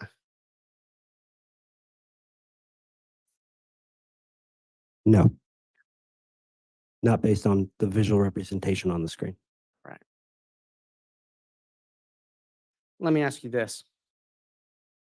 Did you locate any data suggesting that the Homer J. Maximus account on the morning of September 9th, early morning of September 9th, went to apartment 175? Did I map that out? No. I don't believe so. Are you aware that a device associated with Homer J. Maximus at was at 107, apartment 107, Alex's apartment, in Mhm. the early morning of September 9th, Correct? and then in the early morning hours went to apartment 175? That's correct. Yes. And it was that, do you know approximately how long it was there? Not without looking at the records. Okay. It was several hours, I believe. Okay, thank you. So he was there for some time in the early morning hours. That's correct. I want to talk about a little bit later in that day. You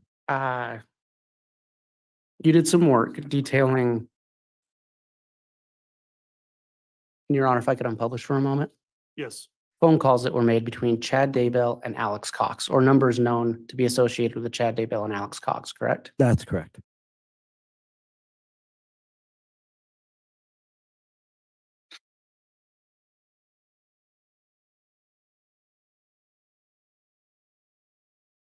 Your Honor, if I could republish.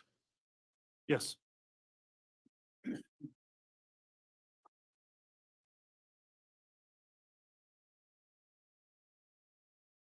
This chart, this shows a calling number, or this shows a phone call at 8:11 a.m., correct? Yes, it does. And the calling number is 208-690-9374, correct? Yes, that's correct. And that is a number associated with Chad Daybell, correct? Yes, that's correct. And he calls 480-351-9120. That's correct. And that is a number associated with Alex Cox and the Homer J. Maximus account, correct? That is correct. And again, so that's at 8:11.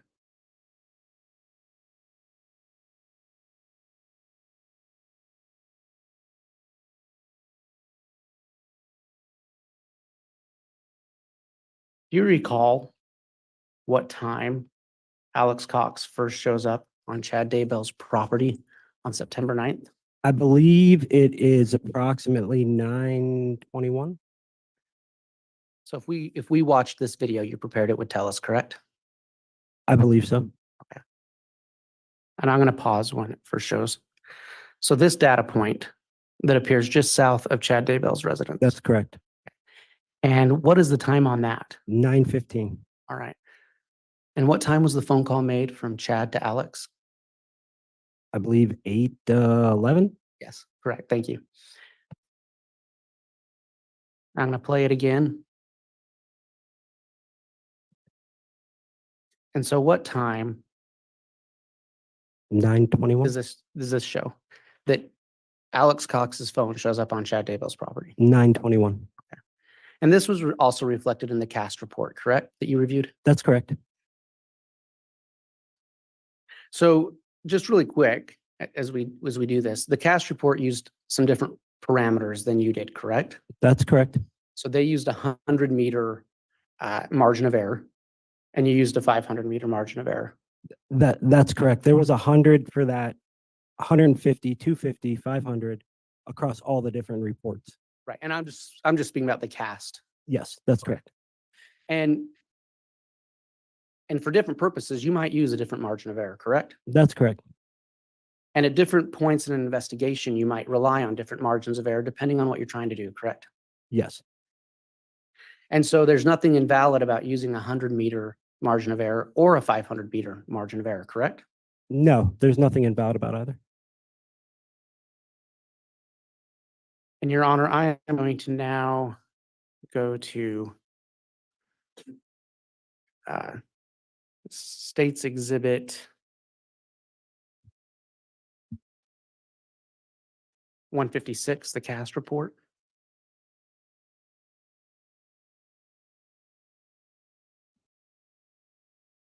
And you reviewed this cast report, correct? Could you clarify the exhibit number, Mr. Wood? 156. 156, thank you. It's not sure.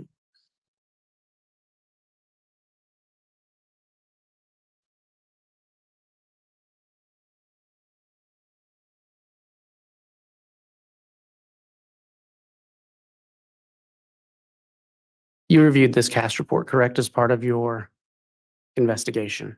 Yes, once I received it. So. And you recognize this slide. Yes, I do. And this slide shows in general some of the same data we were just looking at on the slide you presented. That's correct.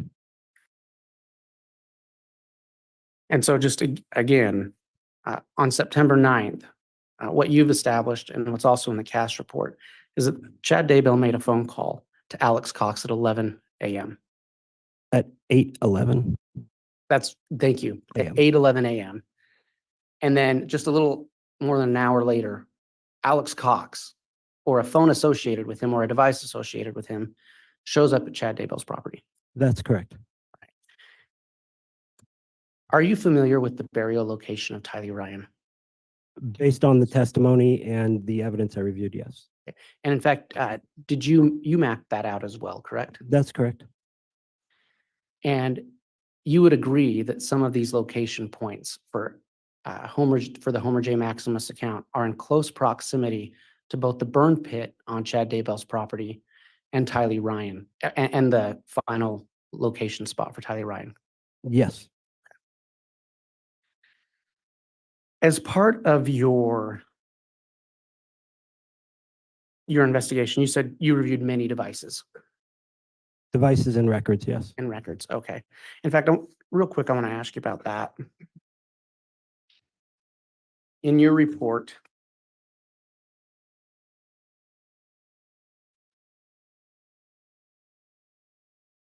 actually, I guess it's, can you tell us approximately which devices you reviewed?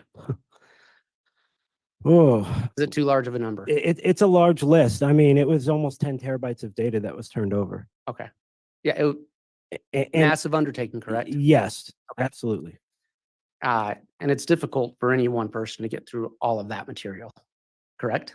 I spent a lot of late nights over Christmas going through data that was turned over. Yes.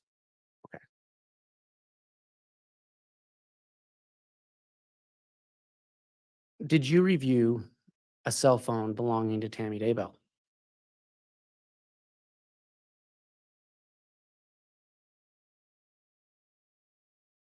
I don't remember at this time. Okay, that's fine. You talked about not having any information, any geolocation data from Chad Daybell that placed him on the property, correct? That's correct. Are you aware that he sent a text to his wife that placed him on the property? Yes, but that doesn't place him on the property. Are you aware that in his text, he talks about burning limbs in a fire pit? Yes. And are you aware that he talks about shooting a raccoon Yes. and that he talks about burying it in a pet cemetery? Yes. And are you aware that there was a pet cemetery on his property? Yes. And are you aware that that pet cemetery is the same location that Tylee Ryan was located? Yes.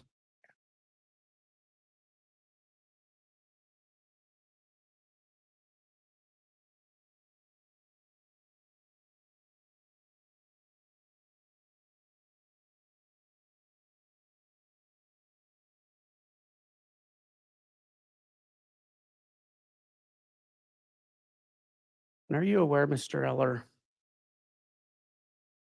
that upon finding that text message from Chad Daybell to his wife and combining that data with the data that you see right now and data that you've mapped as well, was how law enforcement, Objection, speculation, and argumentative. I'm asking if he's aware. Mr. Wood, first, let me make a ruling, and before you make response, please. So the objection is overruled. Okay, I'll ask the question again. Mr. Eller, are you aware that upon finding that email, or I'm sorry, that text from Chad Daybell to Tammy Daybell sent on September 9th, and looking at that data with the data that's placed on the screen right now, similar to data you've mapped, was how law enforcement found Tylee Ryan? No, Would it surprise you that that information was how law enforcement? Judge, found I'm going Tylee to Ryan? object at this point. Calls for speculation. Sustained. Let's talk about September 23rd. And Your Honor, if I could unpublish for a minute, You may and I apologize for the pauses. There's just a lot of digital data to be working with. understand.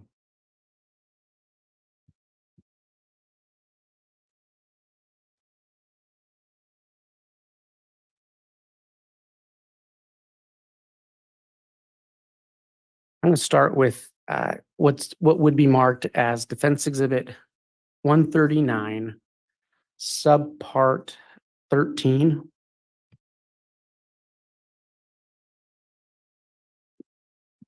And if I could publish at this point. You may. Mr. Eller, do you recognize this chart? yes, And at the bottom of that chart, there's a call record that's been, there's some details provided for. yes. Who is the calling number? Or I'm sorry, let me rephrase that. What is the calling number? The calling number is 208-690-9374. And is it correct that that number is associated with Chad Daybell? Yes, that's correct. And who is the call, or what is the called number? 480-351-9120. And is it correct that that number is associated with Alex Cox? Yes, that's correct. And what time was that call? 0925.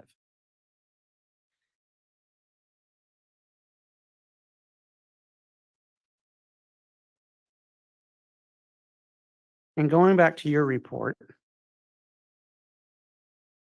on September 23rd,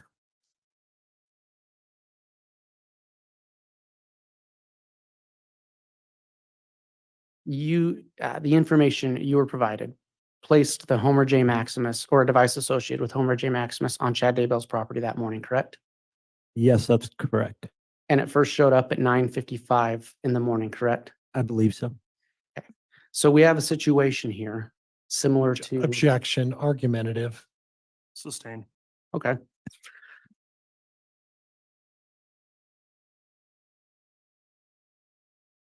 So there's a phone call made from Chad Daybell to Alex Cox at 9:25, Yes, or numbers associated with them.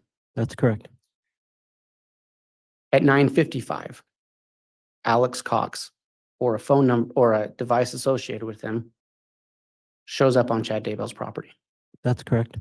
Are you aware of the significance of September 23rd, 2019? Yes, What is that? that is the day after the last sighting, I believe, of JJ. Your Honor, if I could unpublish for a moment, You may. and I will be publishing from Defense Exhibit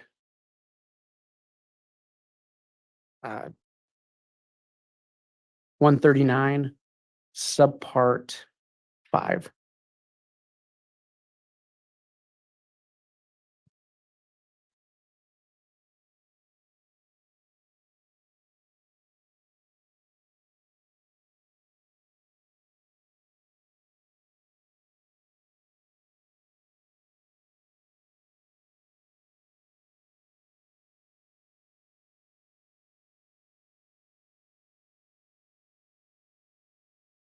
And Your Honor, if I could publish. You may.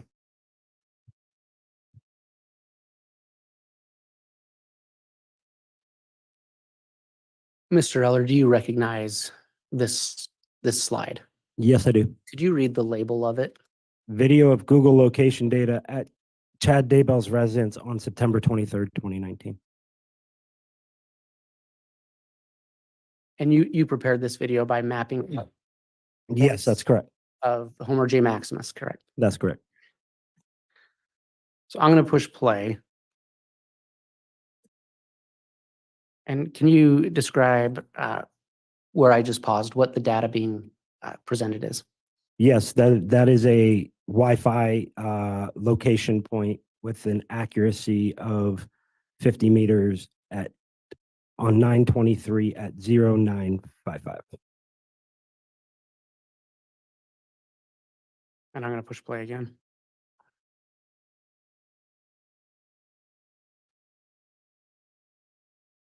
And can you describe the data being represented here? Yes, that is a GPS location point on 923 at 956 with an accuracy of 4 meters. And would you agree that that location is close to the final or the spot where JJ Vallow's body was found? Yes, In fact, could you point with your marker? I believe you have it marked on that screen. Could you point to the location of JJ's body? Okay, thank you.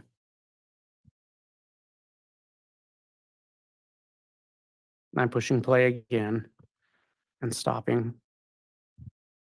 And what's the data here? that is a location point from a Wi-Fi source with 100-meter accuracy on 923 at 957. And so at this point, is it fair to say that that device could have been located anywhere within that circle? Yes, I'm pushing play again.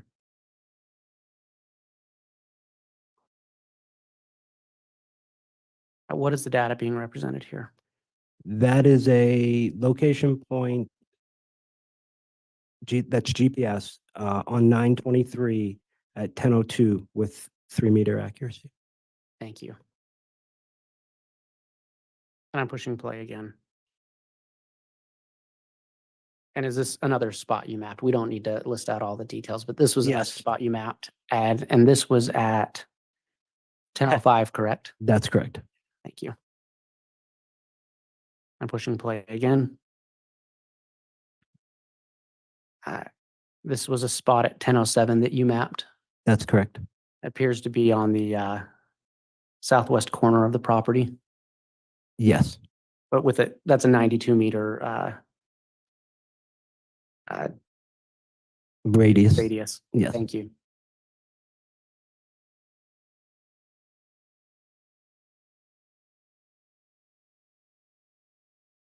Again, one more spot that you mapped at 10:12. That is correct.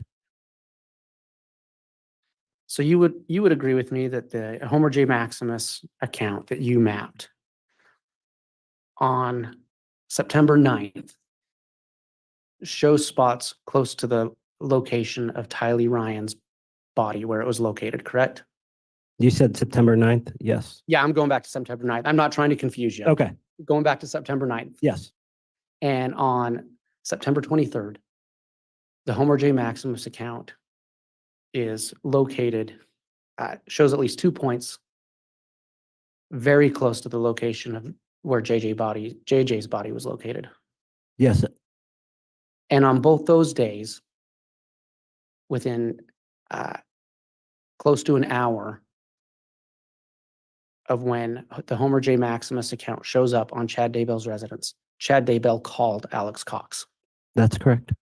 And let me be correct, let me be specific. A phone number associated with Chad Daybell called a phone number associated with Alex Cox. That's correct.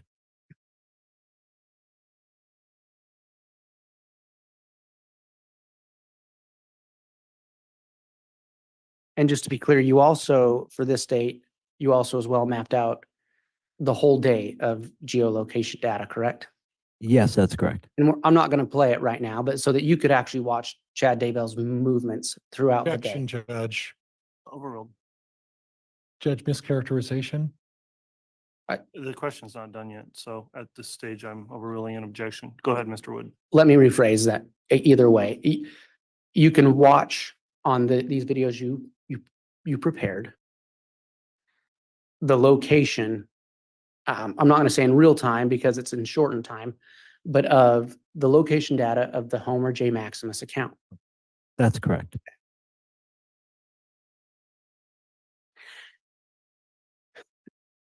And we talked about methodologies earlier. How sometimes in a different investigation, you might use one methodology, you might use something else for another investigation. And there's valid reasons to be using different methodologies, correct? Yes. And in this case, to determine when you would map out the Homer J. Maximus account as it relates to Chad Daybell's property, you drew a 1.4 mile circle around Chad Daybell's property. That's correct. And anytime the Homer J. Maximus account showed up in there,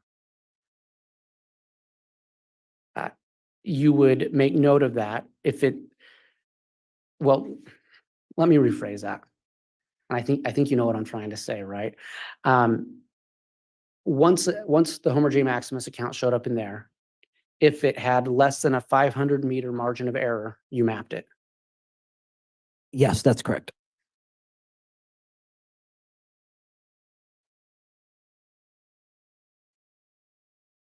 Mr. Defense Counsel spoke with you briefly about October 9th. Yes. And I would note in your report, and it's in there, that you disagree with the FBI about the number of text messages that were exchanged between Alex and Chad. That's correct.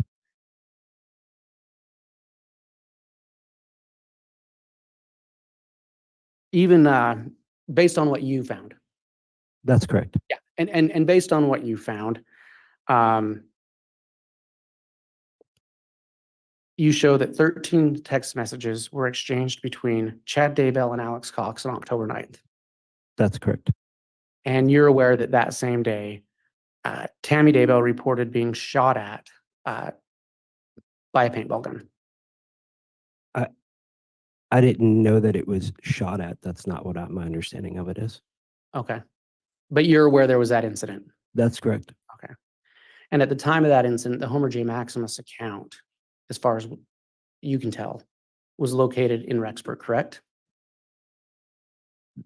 That is, well, what I can tell is that it was not within that radius. Okay. That's fair. So it wasn't in that 1.4 mile radius. That's correct. So you didn't map out where else it went. I did, but Okay. it was not reported for the purpose of that report for that radius around the Okay. residence. So you for the purposes of your investigation, you mapped it out. It's not on your report. That's correct. Okay. And that's fair. Are you aware through the Homer J. Maximus account where Alex Cox went earlier that day in Idaho Falls? I believe so, yes. Are you aware that he went to a Sportsman's Warehouse? Yes. Did you review any reports on what he purchased while he was there? I believe it was in the discovery, yes. Okay.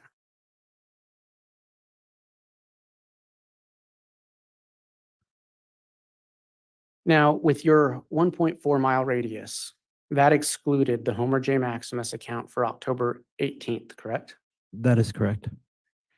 But are you aware, or were you aware, that the Homer J. Maximus account was located 2.5 to 2.6 miles just south of Chad Daybell's residence that night? At Salem Church, yes. Yes. Okay, thank you. And you're aware that multiple text messages were shared between Chad Daybell and Alex Cox that night. Yes. And they were on phones that they had both activated on October 9th. Were you aware of that? Yes.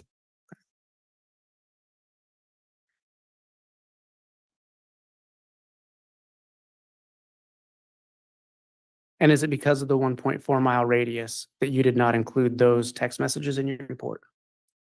That's correct.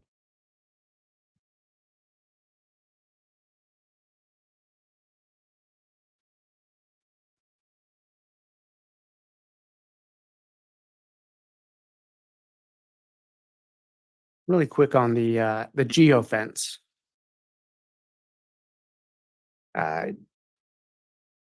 Mr. Pryor talked with you about Detective Stubbs' testimony that Google informed him they would only return information on a specific number of Google IDs. Yes, that's correct. I was a little confused at first because there's been a bunch of numbers and none of them were the same. And it was your testimony that you're not familiar with Google doing that.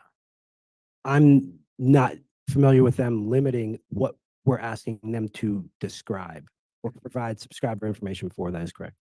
But that doesn't mean that's not what they said to Mr. Stubbs. That's correct. I seen no documentation from Google that said that they asked for that either, though. Okay. That was based on his testimony. Correct. I'm just saying from the Google responses, their returns and the emails that went back and forth through LERS, I didn't see anything where they said that they were limiting that. Okay. And again, that information is just based on Detective Stubbs' testimony. Correct.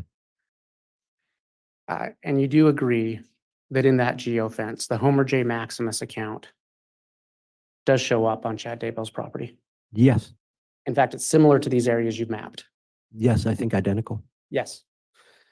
And are you aware of, through your review of the discovery, Alex Cox's relationship with Chad Daybell? I believe he's his brother-in-law. Well, he was his brother-in-law, correct? Correct. You're aware that Alex Cox is deceased? Yes, sorry.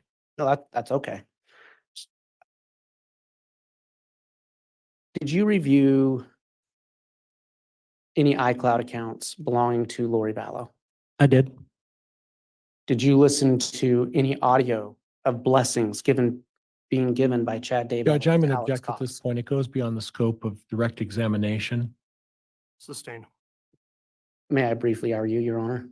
Yes, go ahead, Mr. Wood. I'm asking him about digital evidence he's reviewed, which was the substance of his testimony. Judge, that's a broad sweep. Yeah, I think it's outside the scope of anything brought up on direct, Mr. Wood, at this point. Okay, thank you. That's fine.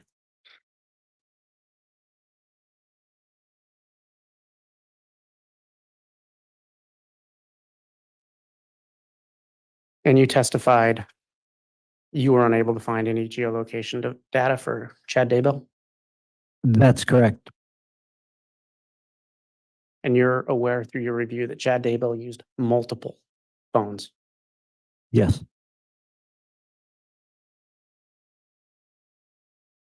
Your Honor, I have no further questions at this time. All right, thank you, Mr. I have multiple exhibits here to return to the court. Very well.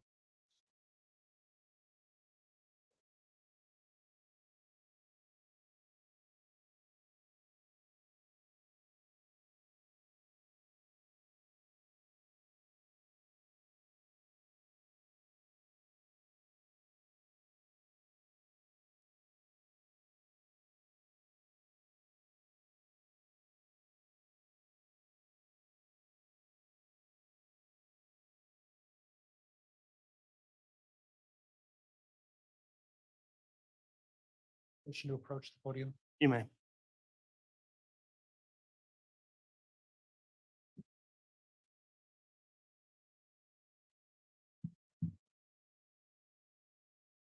Mr. Eller, Prosecutor Wood indicated that there was a phone call at 8:11 from Chad Daybell to Alex Cox. Yes. Do you have any information that the warrants that they obtained from Google would have included data information from that phone call? No. In fact, there was no data information that they investigated regarding that phone call. Is that correct? I believe that there would have been a record, a cell tower transmission record for the call.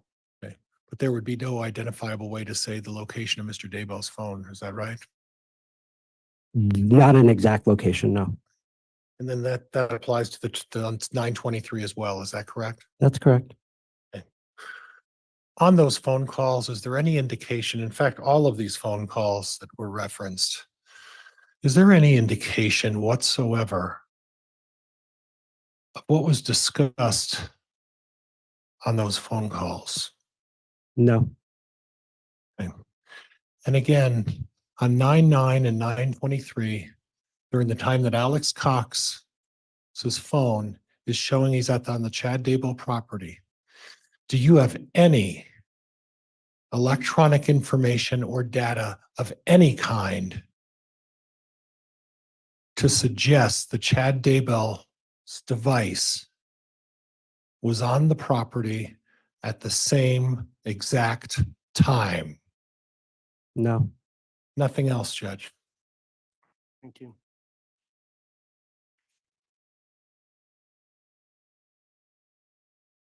All right, that'll conclude the testimony of Mr. Eller then. Are we going to have him remaining under subpoena from the defense? No, Judge, he's excused. Thank you, Mr. Eller, for the defense. State. The state doesn't have him under subpoena, Your Honor. All right, thank you. That concludes your testimony. Thank you for appearing and testifying today. You can go ahead and step down. Yes, Your Honor. Thank you. You're welcome.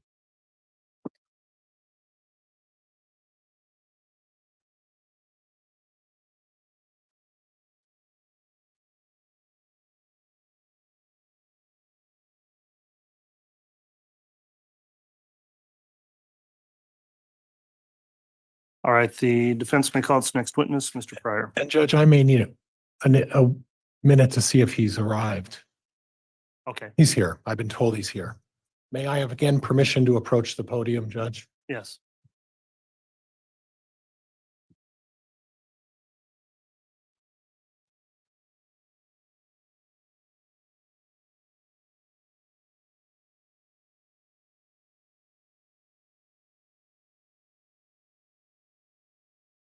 And if the court would allow me when I may proceed.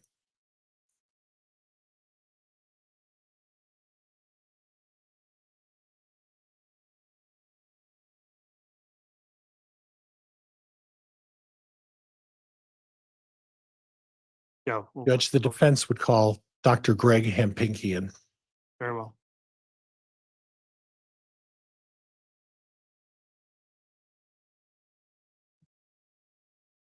And Judge, while we're waiting for Dr. Hampinkian, there was a stipulated exhibit that the court had delayed ruling on.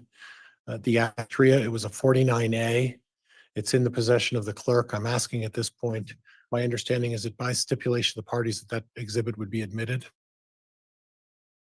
Which prosecutor's responding on this? I am, Your Honor, and I'd ask for a sidebar real quick. Very well.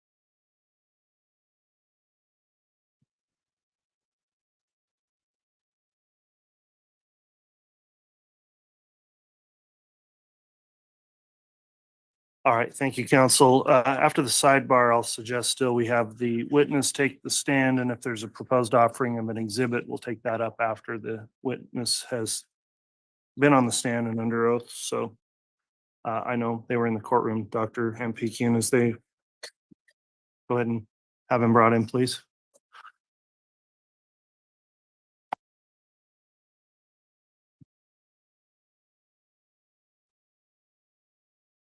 Solemnly swear or affirm that the testimony you are about to give shall be the truth, the whole truth, and nothing but the truth, so help you God.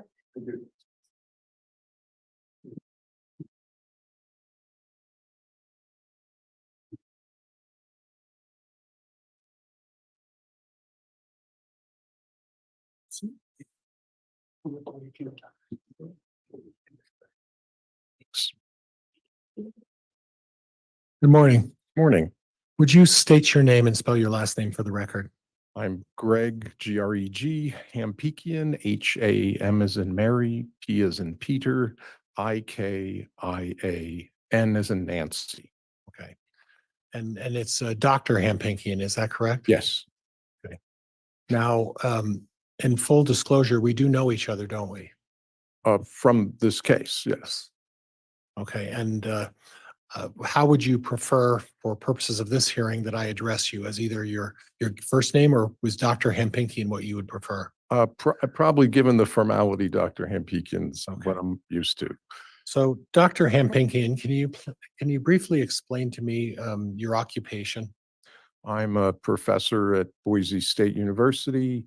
I have a laboratory there. We work on a lot of DNA projects, forensics, viruses, cancer, and I have a joint appointment. So I'm in the biology department, but I have a joint appointment in criminal justice so that I can take on some of their students for projects, occasionally lecture over there. And then I'm an adjunct lecturer at the University of Idaho College of Law. And then I also consult on cases like this, which are private cases. And I head up something called the Forensic Justice Project that deals with testing DNA in cases where people write in and say they're innocent, they've been convicted wrongfully. And in that regard, with your forensics project, is that a nationally renowned project or organization? It's funded nationally. We work right now in, I think, a dozen states, and we have a grant from the Department of Justice. They don't endorse anything I say. I always have to say that about my funding agencies. To work in 5 states in particular, doing DNA reviews of cases. Okay, and there's no particular distinction. You will do work for defense work, and you will do work for prosecution work. Is that fair? Sure, yes. And have you testified previously in cases regarding DNA analysis? Yes, dozens of times, yeah. Okay. Okay. And can you briefly explain to me your educational background? I have a PhD in genetics, a bachelor's in biology, a master's in genetics, all from the University of Connecticut in Storrs.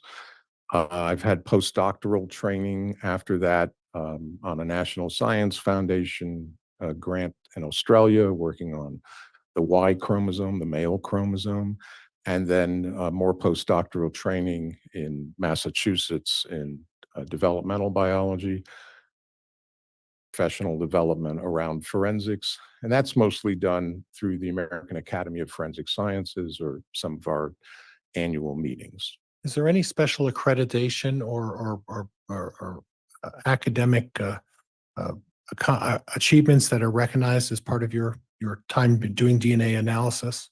I mean, the most important things are our publications. That's what we're judged by. So these are sent out for peer review. If 2 of the 3 editors think it's good, we might have to fix a few things and then it gets published. But I consider that the most important thing. And then we have certifications to put DNA in certain databases. There's a Y chromosome database. Of course, I have tenure at the university, which is another hoop. So there's lots of hoops we had to go through. And this is not, this is Boise, Idaho that we're in, but you're an international, you're you're sought after in an international capacity. Would that be fair? I don't know about Objection thought argumentative. after. It's bolstering the Hold on. witness. All right, first of all, can't all be talking at the same time to keep a clear record. When there's an objection made, please pause so the court can roll, and the court is going to sustain that objection. Have you had an occasion to work with international police? Yes, I've worked with the French police. My mother lived in France at the end of her life, and I had good relations with them. We actually published a case that we worked on. It was a big national case that had languished for many years. It was the first time that a type of DNA familial searching was used. So we published an article, and I've worked with the Taiwan forensic science lab, and we also published a case, and that was a man who was wrongfully convicted with DNA analysis that we asked to review, and the lab did the laboratory wet work at our request, and then we wrote a report together and then published an article. So not only is your organization do your own DNA analysis, you peer review others as well. Would that be fair?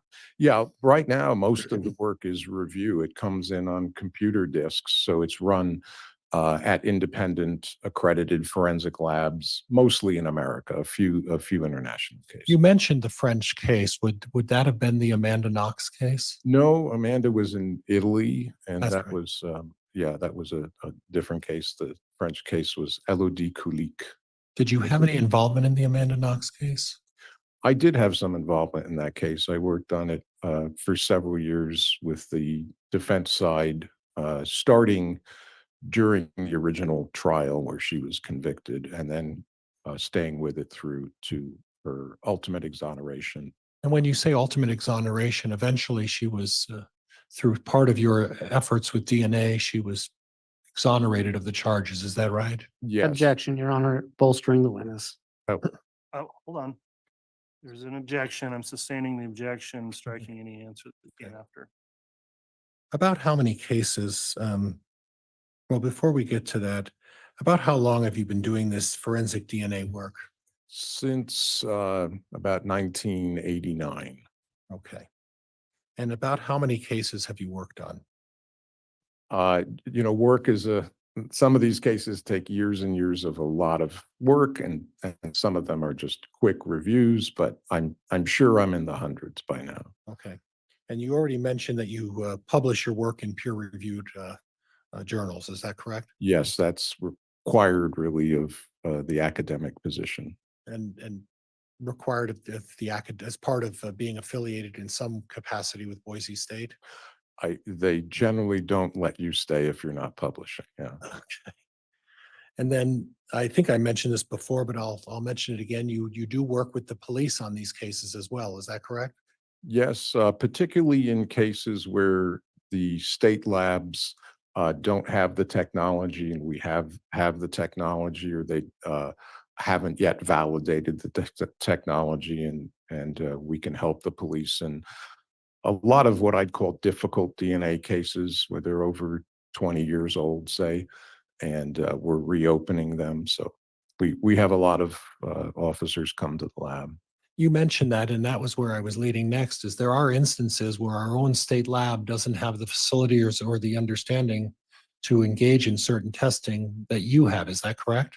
I wouldn't say they don't have the understanding, but they have a very difficult process. They have to validate, you may have heard from their experts, all of the techniques. I mean, it's a public lab. And so we're a research lab. We can kind of get to the newer technology more easily. And that's really the reason why I think people would come to us. Okay. And you have testified in regards to helping the prosecution in cases as well. Is that correct? I've been listed as a witness here in Idaho, didn't testify. I did testify in Atlanta, Georgia, and was paid by the Fulton County to testify. As part of your, I'm sorry, I'll slow down. As part of your um, uh, employment, is it part of your employment to train students who work in police forensic DNA laboratories?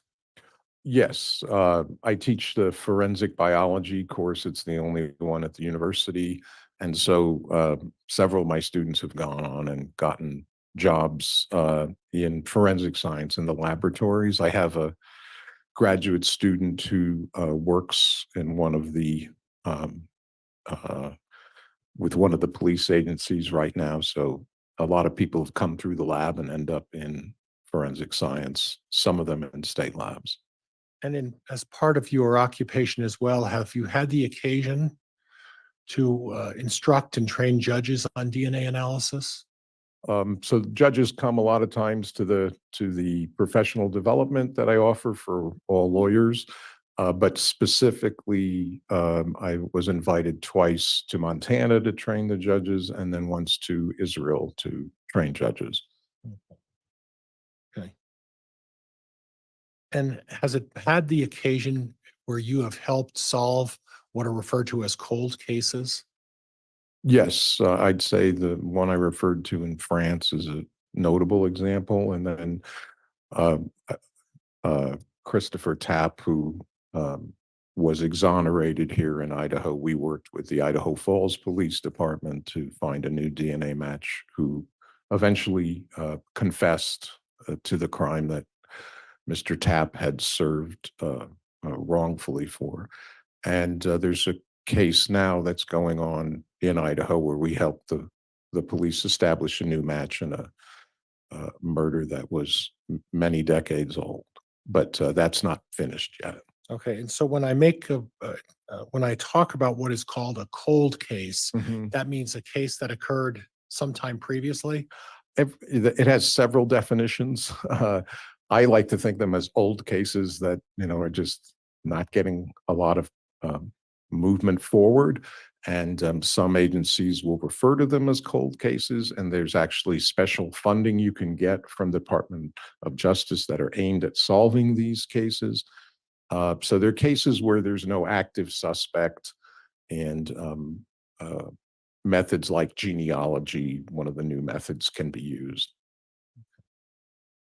Do you have a DNA lab at your location? Yes. And is that a fully functioning DNA lab? On good days, it's fully functioning. Yeah. It's it has the equipment that's similar to the forensic equipment that the Idaho State Police Lab has. We're not doing active casework, though. I send any evidence now to accredited independent labs, either the state lab or an independent lab. And that's mostly because I don't want everybody in the lab to get subpoenaed to come and work like something like this. And it's just easier. So for somebody writing a check, they can take all the responsibility for everything that happens handling wet lab items. You mentioned the state lab. Has there been occasions when the state lab has reached out to you, the Idaho State Lab has reached out to you to consult you on issues? I don't think the state labs reached out to me. We've talked, and I certainly know some of the analysts, but I can't remember them reaching out to me. And you do teach forensic courses as well at Boise State? I teach forensic biology at the law school. I teach a course called Wrongful Convictions that looks at how we reopen cases with DNA. So that's kind of a forensics class. And periodically, I'll teach seminars on forensics. And how often would you say that you testify? 5-6 times a year, maybe, or less. Okay. Is there a reason or an understanding as to why you don't testify more often? I mean, most times if I review a case, I'm getting a bunch of data and I can run it through our software and check on things, and I go through all the records. And if I'm not contributing something new that someone has hired me to look at, they're not probably going to want to pay for more time for me to come and sit in a courtroom. So oftentimes, if I agree with what the lab has done and there's no questions, I'm not called to testify. And that's the vast majority of cases. And would you describe your profession as a specialized scientific profession? Yes, And it takes specialized knowledge. yes. And with your education and training, are there a number of people who obtain your or have your specialized knowledge in this field? I mean, I get to meet with my colleagues. I'm a fellow of the American Academy of Forensic Sciences. There's a few thousand people there, and then I'm going to another professional meeting in June, different one, and there'll be a few hundred people there. Hopefully, when I get to speak as well. And you're speaking there. Yeah. Are there any special certifications that are required to do what you do? Certifications. I mean, I have to, anytime we do anything at the university, there's 2 oversight boards that we have to apply to. They have questions about our methodology in terms of humans, like are we compromising anybody's rights? Are we doing any experiments that would abuse somebody in some way or abuse their rights? And then I have to go through the biology safety committee, and they also review everything. And then every year we have to go through all of our training again to be certified to continue the research. So And in order to do what you do, it's important that you maintain those certifications and training. Is that correct? me and everybody in my lab, yeah. Okay. Okay. I want to talk to you a little bit about a concept of transferring DNA. Can you, in general, give me a broad overview of what the concept of transfer of DNA means? So transfer is really at the center of DNA. You've probably heard of latent print evidence. It's very hard to transfer somebody's thumbprint from your glass to, say, a weapon. But DNA can move very easily, and so we always have to be cautious about making conclusions about how DNA got somewhere. So I like to say DNA is really good at telling us something about who may have contributed, but the how it got there, that's really for the triers of fact, for the jury or the judge. And as a DNA analyst, I can't tell. And the reason I can't tell is because DNA does move. It's how we get it. We take a swab, it just is a Q-tip, you wet it, and you rub it on something. And then you take a dry swab and you rub it. And both of those, just like you might clean up a pudding stain or something from a kid on a cloth, you transfer some of that material to your swabs, a wet swab and a dry swab.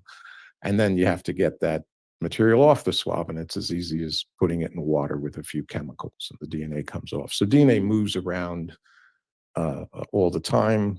When we talk about touch DNA, a term I really don't like because it implies we know how it got somewhere, someone touched with their hand, but really the way we get DNA on our hands, what the research shows is you touch your face, you're washing your hands during the day, but you touch parts of your body, you might scratch your ear, whatever, and all of those loose cells are transferred to your hands. So even what we call touch DNA is mostly transferred from somewhere else. So that's why I'm very cautious about speculating how DNA got anywhere. I don't know any better than anyone with common sense how DNA got somewhere. It's who could have contributed it. Okay. So it's an issue of who contributed as to how it actually got there. For me, yes, that's what I think is the limits of my ability. And the fluidity of DNA, there's a number of manners in which DNA can be transferred. Is that correct? Yeah, I mean, we've talked about touch and swabbing with a liquid. You could just sweat and some of those cells will roll down with the sweat. So all the ways you can imagine dust, say, moving, DNA can move. So you just mentioned that the manner in which dust can move, would that be the same manner in which DNA can move? If it's dry and flaky, but DNA can also be in liquids. So yeah, it has a variety of ways of transferring. So my touching of this microphone, Mhm. potentially I could have placed my DNA on the speaker of this. Likely you did, whether it will be detected with a single swab or not, I don't know. But yeah, on contact, our cells, sorry, are shedding all the time. So on contact, you're probably leaving a few. So when you say something as likely as touching something, if you were to have any kind of contact with any particular item, is there a high likelihood or a good likelihood that that DNA would be transferred to that item? Several levels to that question. You know, when did I wash my hands? How long did I touch it? How vigorously? Am I a shedder? Do I have psoriasis or dandruff? And so there's a lot of questions just about me and my contact with something or a person's contact. But then there's also the laboratory, what technique they're using. In my lab, we can detect down to a single cell, not 100% of the time, maybe 20% of the time or so, where we can get DNA from a single cell if we want to. And I'm going to jump around a little bit before Mhm. I get back to the single cell Yeah. analysis. DNA and the transfer of DNA can be in relation to how much friction's involved with the surfaces. Would that be fair? Yes. And talk a little bit about that. Just like when you want to rub something off your body or exfoliate, the more rubbing, obviously, the more raw you're going to make the skin. And the first thing that comes off is just an outer layer. That's all the dried keratinocytes. They kind of link together and they give you waterproofing. So that first layer goes. But if you keep scrubbing, you know, you'll get down to tissue. You'll get tissue fluid, and then you'll get blood, and you'll get other bits of tissue. So it depends how vigorous in terms of how far down you go, how many layers, and then also just the amount of friction. Just like you'd imagine, if you're filing your nails, more friction, more removal of biological material. For those of us that don't have your significant knowledge in this area, I would like to talk a little bit about this concept of what, and if you could put it into some context, what is a single cell? Oh, it's very small. You can't see it unless it's a human egg cell. You can actually see they're big enough to see. But the type of cells we're talking about, the epithelial cell, you have to have a microscope to see. And so you can transfer hundreds, or I'm told we transfer pounds of these skin cells. So we're leaving a lot of them, and they're very small. So and you're leading into my next question, because you can analyze down to a very minute cell that only can be detected with a microscope. Is that correct? Yes. But as humans, would it be fair to suggest that we are in a constant process of shedding skin and our DNA at all times of the day? Yes. So in all likelihood, as I walk around, and if I'm shedding,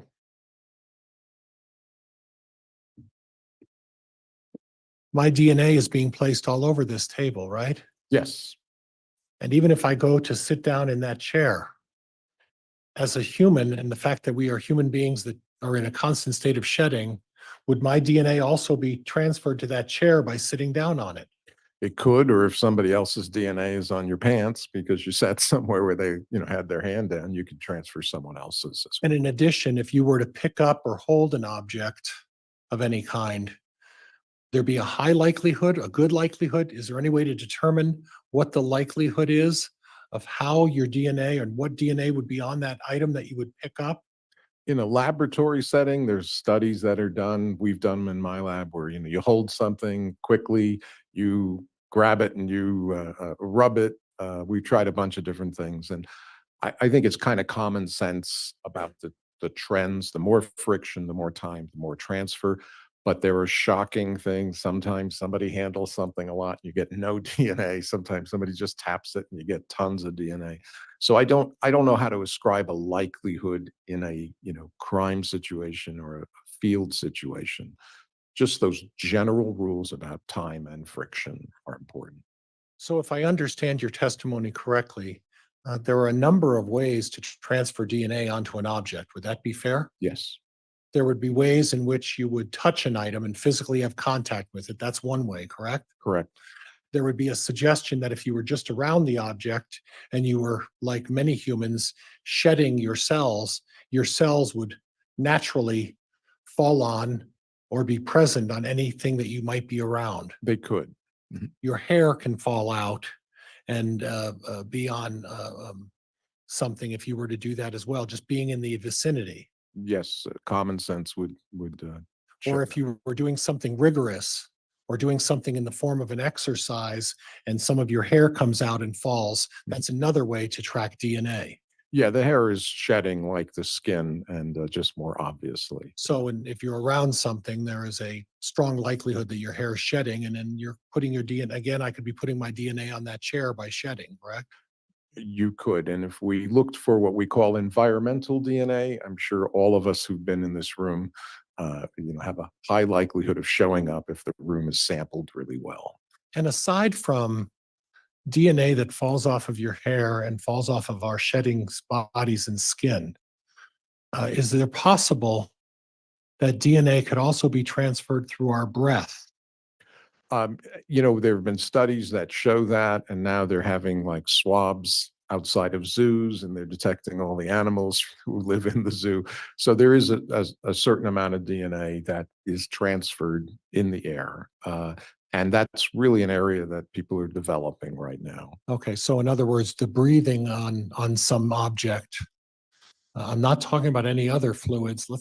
We'll get to that in a second.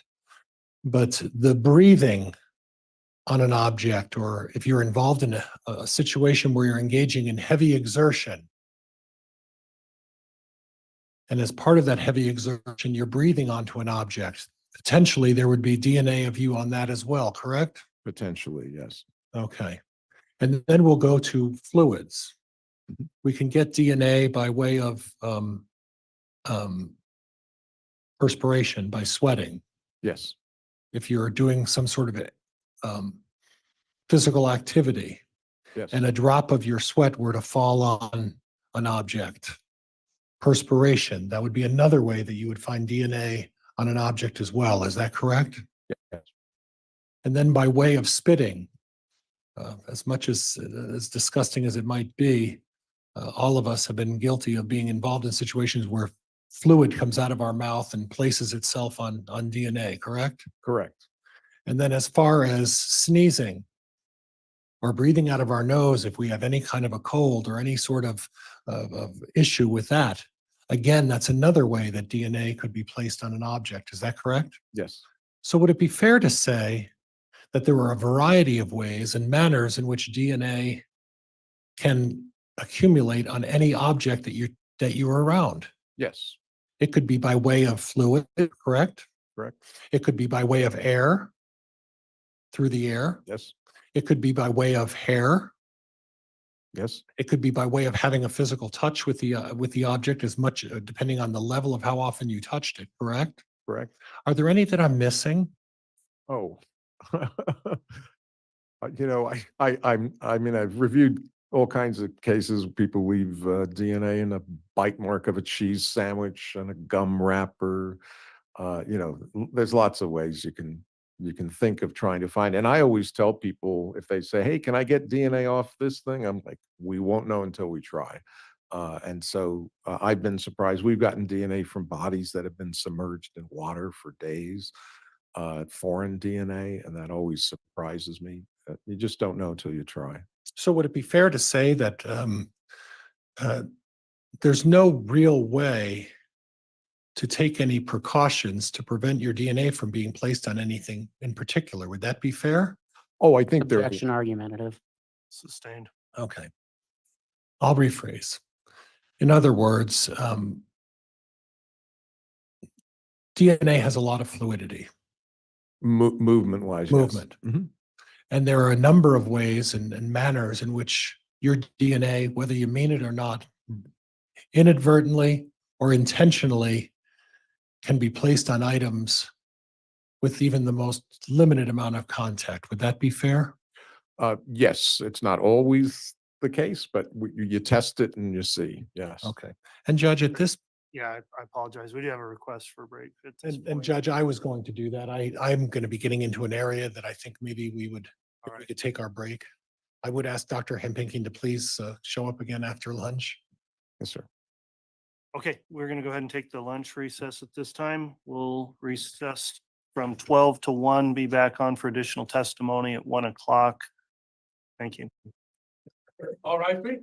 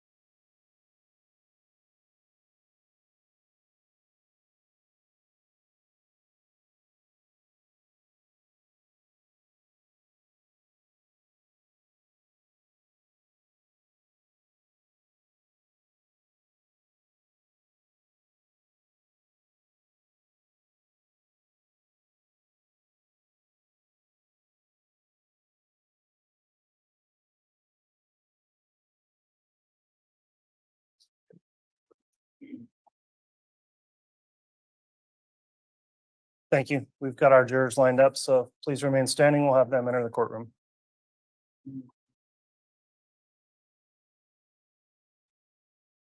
All right.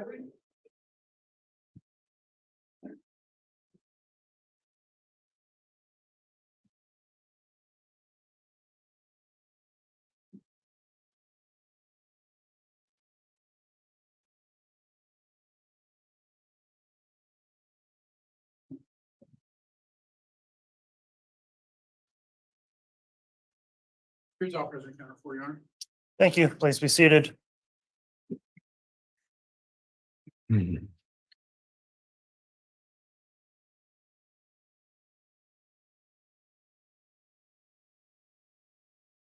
All right, Mr. Pryor, you may continue. We are back on the record on KCR 2221-1623, State of Idaho versus Chad Guy Daybell. We took the lunch recess. We're back on the record with additional testimony.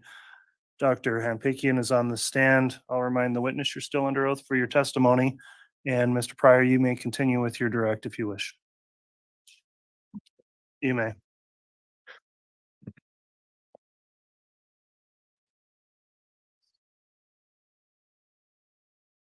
Good afternoon, Dr. Hempingham. Good afternoon. I think where we left off,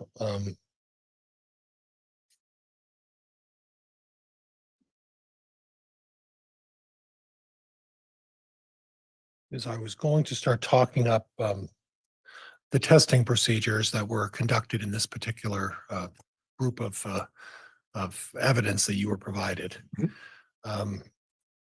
And before we do that, can you then identify, if to the best of your recollection, what evidence you looked at and what did it encompass?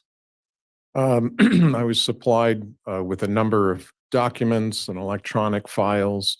The things that are most important to me are the electronic files with the DNA data, because we have our own software that we can review that through and do probabilities and interpretations from. But I also receive things like, CVs and laboratory records that we review, and then a list of evidence, a lot of which wasn't tested. So I have, there are dozens of items on these lists of evidence. And what's most important is the things that were tested. And so for those, I have reports from 3 laboratories, Bodie Laboratories, Estrella, and the Idaho State Police Forensic Lab.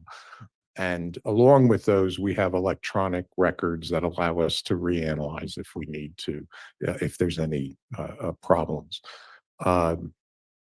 And I can't remember what other documents. There's a large packet of things that come through, but really it's the biological evidence that I pay most attention to.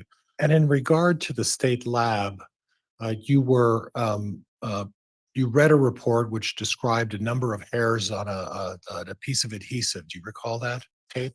Yeah, there were a lot, more than a dozen hairs, as I recall, but a lot of hairs. And do you recall the different colors of those hairs on that adhesive?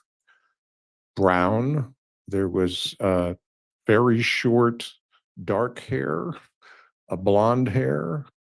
Those are the ones I remember. And obviously there were a number of the dark hairs, and I think several of blonde hairs. And at some point, as a result of on that tape and those hairs, and you said over a dozen hairs on that tape? I don't know if they were all from that tape, but there are a bunch of hairs listed and only a few went on to testing. So Okay, and when you talk about that, the state lab is not the agency that's going to test that. Is that correct? the state lab tests hairs generally when there's a root on them, but some of these other tests where there's no root, it's just the hair shaft. There are labs like Bodie and Estrella, both of the other two labs, that will process those and get really good results from hairs without roots. And is it possible to obtain DNA from hairs without roots? Yeah, just about, just a few years ago, 3-4 years ago, they started advertising this at some of the private labs that police agencies use, like Bodie. And then Estrella is one of the newer companies that specializes in particularly in hairs that don't have roots. Okay, so as far as Estrella is concerned, the only thing that you have in terms of Estrella is that of the brown hairs, the blonde hairs, and the short hair, the brown hairs were sent over for testing to Estrella. Is that what you recall? Not all of them, but for some reason, certain ones were selected. And as I recall, 4 test hairs went to Estrella. And their first test is to do what's called a low depth sequencing. So they're basically just going to sequence parts of the 3 billion bases, not the whole thing. And that's because it's cheaper and it takes less computer time.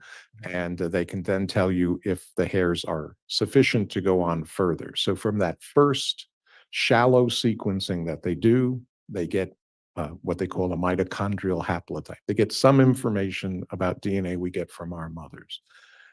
And in that short sequencing, and the first thing they can do, they can tell if hairs are different from each other. And so they did that with the 4 hairs. Did they compare those hairs on the ones that they sent to Estrella against any, and I'm not sure what the proper term is, people or References, perhaps? references. I'm sorry, I struggled for the word. So there are 3 references that were sent to Estrella: Chad Daybell, Lori Vallow, and JJ. And so those were the only 3 references that went through the type of testing that Estrella does. So this is a very particular type of testing, a sequence testing, different than what the state lab does currently. And so they could only compare it to those 3 samples, the 4 hairs that they had. They determined from the 4 hairs, that shallow sequencing, that 2 of the hairs came from possibly the same person. So they had 3 different people out of 4 hairs, and then they compared it to the 3 references they had, and all of the reference samples were excluded from each of those 4 hairs that represent 3 people. So neither Chad Daybell nor Lori Vallow nor JJ contributed those hairs. And then there's further analysis than they did, but that's the first main conclusion: is there's 3 different people who don't match the 3 reference samples, who left hairs that were sent to Estrella. So at this point, what was basically sent to Estrella, the conclusion is that Chad Daybell was excluded as providing any of the hairs that were provided to Estrella as a positive. Would that be fair? Yes. Did you find any evidence of anything that you provided, that were provided to you through these DNA reports, indicating that Chad Daybell's DNA was present on anything? No.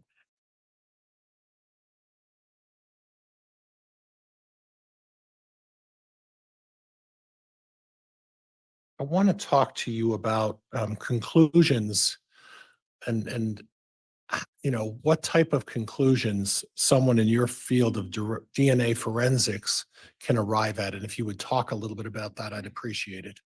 Sure. In these common types of tests, there's basically 3 conclusions. I can say someone is excluded, and in other words, there's too many mismatches, and I can just say it's clearly not this reference sample that donated DNA to this evidence sample.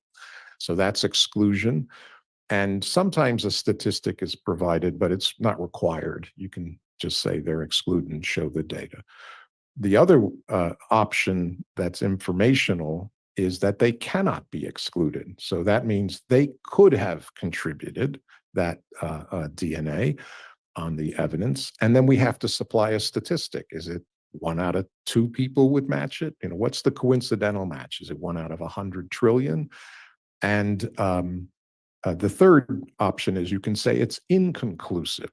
So you can have exclusion, cannot be excluded with a statistic, inconclusive. When is it inconclusive? I drop a tube in lab. There's nothing in the tube. The test doesn't work. There's not, I doubt the results somehow. And that's an inconclusive. So those are the 3 options that we have. Okay.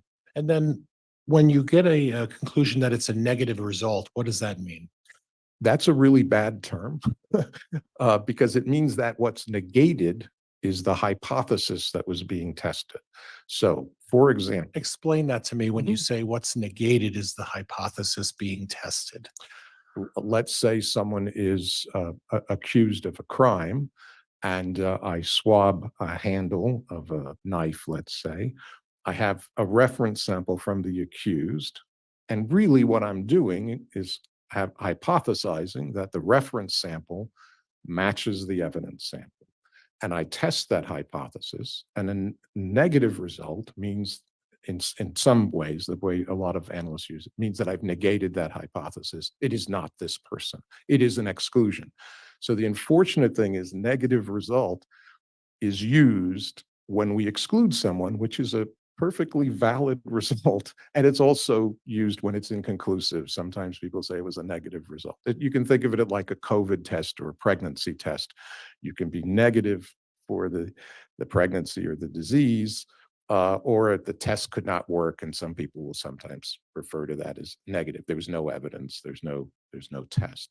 But in the case of the labs, what they're really doing when they have a reference sample, as they had in this case, they had 3 reference samples, for example, at Estrella, they're testing the hypothesis. Right, so what Yeah. hypothesis in this case are they testing? Did Lori Vallow contribute the hair? Did Chad Daybell contribute the hair? Did JJ contribute the hair? So they tested 3 hypotheses.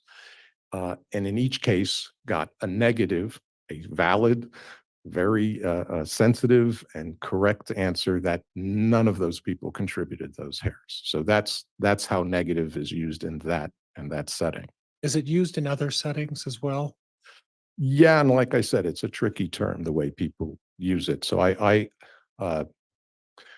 sometimes there's a phrase in our field, if I can say it, it's that the absence of evidence is not the evidence of absence. So you can't prove you weren't somewhere just because they didn't find you there. That sounds like it's true. And I've heard experts like myself say it on the stand. And years ago, I was asked on the stand, isn't it true? The absence of evidence is not the evidence of absence. And then I realized, no, it is the evidence of absence. Of course, it's the evidence. And I know that because in cases where we've done exonerations, there's evidence that other people did the crime. And to say that, just because there's no evidence from an innocent person that's meaningless. It is meaningful. Things are tested. You test the Objection, narrative. hypothesis. Yeah. Sustained. Sorry. Okay. Sorry. So again, if I could ask a question, Yeah. the hypothesis you were talking about is in regards to the absence of evidence and how it relates to the testing procedures. Is that correct? Sometimes negative results are referred to as the absence of evidence, and that's incorrect. These are well done, carefully done tests that negate a hypothesis. Did this person contribute? And that's important evidence. Okay. So if I understand you correctly, it's not just showing that his DNA or her DNA is not on anything. It's the fact that the hypothesis suggesting that that person in some way contributed to whatever is being tested has been negated, and that the hypothesis that that person has been involved in that is negated as well. Objection, argumentative. Sustained. Is the hypothesis that the person is present is negated by an absence of evidence? Objection, argumentative. Overruled. I would state it this way, that every piece of evidence can be weighed in terms of, does it favor one explanation or another? And so when we have a test where someone is excluded, that some people will refer to as negative, when we have a test where someone is excluded, it's up to the triers of fact to decide what hypotheses that favors. But it's evidence when someone is excluded. It's evidence when someone is included. The only thing that's not evidence is the inconclusive. Just forget about that one. But in this, positive and negative are important conclusions. But would it be fair to say that in this particular case, there's an absence of Mr. Daybell's DNA on any of the items that you reviewed? Yes, there's an absence of his evidence, of his sample, of his DNA. And before we finish up, I would just like to touch on the fact that were the results that you reviewed in this case, were they valid? Yeah, we check all their controls. And so they, anytime the lab's running a bunch of tests, they have some blank tubes with just the chemicals to make sure nobody's skin cells from the lab or the police got in there or whatever. And so the controls that we use in this case were standard controls at all three labs, and they all were okay. They were fine controls. So They followed the that's pro- trustworthy. They follow the proper testing procedures. They follow the proper procedures and they got good results with their controls. They searched for the smallest or tiniest amount of DNA, Very small amounts of DNA they searched. significantly small. I mean, as small as they can go. So generally, we're looking at just a few cells now. So, Okay. 20, 40 cells is Is there enough. any indication that anything went wrong with their testing procedures? No, And they had all the proper controls? yes. Now, I'd like to talk a little bit about with your familiarity with these testing labs. Do you have some sort of familiarity with Astria? Yes, yeah. I know Dr. Ed Green, who's helped me on on a particular case. His technology, I believe, helped found that company. Okay. So I helped him with I gave him his first case. Really. You gave him his first case? I believe it was, yeah. Okay. It's here in Idaho too. And you know Bode Laboratory? I've been to Bodie many times or several times, and I was just on a panel or on a DNA panel with people from Bodie, so I know some of those folks who work there. And the state police as well. I know the state police folks pretty well. I see them at professional meetings. I visited the lab on occasion. Yeah. So if I understand correctly, then you don't have any question about the procedures that they followed. Is that correct? Not in this case, no. What you question is maybe the range of what they decided to test. I don't know who makes those decisions about what's being tested. I just know what ultimately gets tested. And in this case, 4 hairs were sent to Estrella. The very short, dark hair, it was called. And then the rest of them were brown hairs, 3 other brown hairs. And then the hairs that weren't sent included blonde hairs. That's correct. Okay. Judge, I have nothing else. Thank you, Your Honor. All right.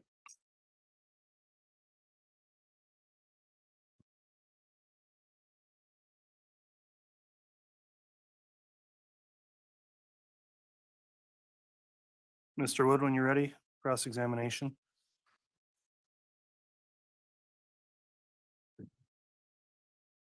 Good afternoon, Dr. Hampikian. Good afternoon.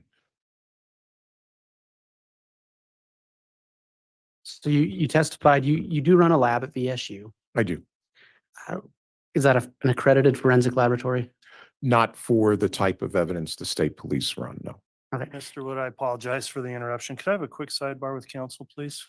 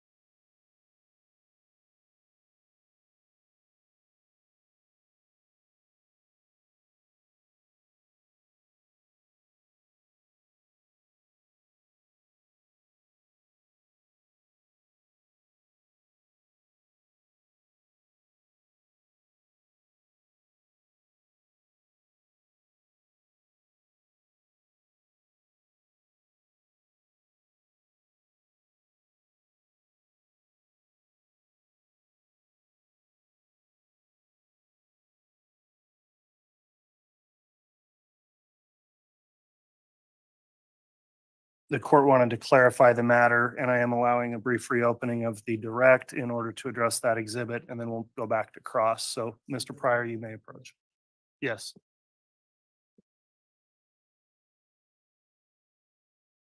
And this relates to the proposed exhibit 49A. And Judge, at this time, I'd move, and my understanding is by stipulation to the admission of Exhibit 49A. Okay, and that's the Astria report. Does the state have any objection to the admission of exhibit 49A defense? No objection. Okay. Thank you, Your Exhibit Honor. 49A is admitted. Thank you, Mr. And Pryor. I'm done, Judge. Thank you.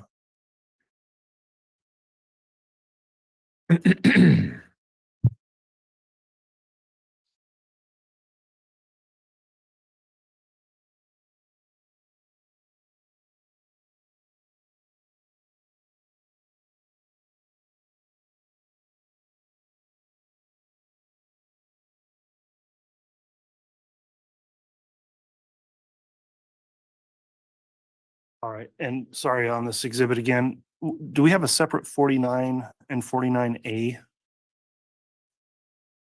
I believe there's a 49 and there's a 49A, Judge. Okay, well, 49A is now admitted, which is paper copy of an Astria report. Thank you while we sort that out. Apologies for the interruption, Mr. Wood. You can commence and begin again or continue where you left off on your cross. Thank you. Dr. Hampikian, Yes. hello again. Hi. So you testified you do run a lab, Yes. but for actual testing in a criminal case, you would send that off to someone else. We do now. Yeah. Was there a time when you tested it? Yes, there was. I believe, correct me if I'm wrong, you testified this lab you run that was not a forensically or an accredited forensic lab anymore, or it is not a. We forensic never accredited lab. applied for the type of accreditation that Bodie and Estrella and the ISP lab have. We use the same procedure, same equipment, but we're an academic lab, and so we're not required to do that unless we wanted to take in, paid testing, which I don't want to do. And you have a lot of students in your lab. Yeah, I think 6 right now that are Okay. this summer.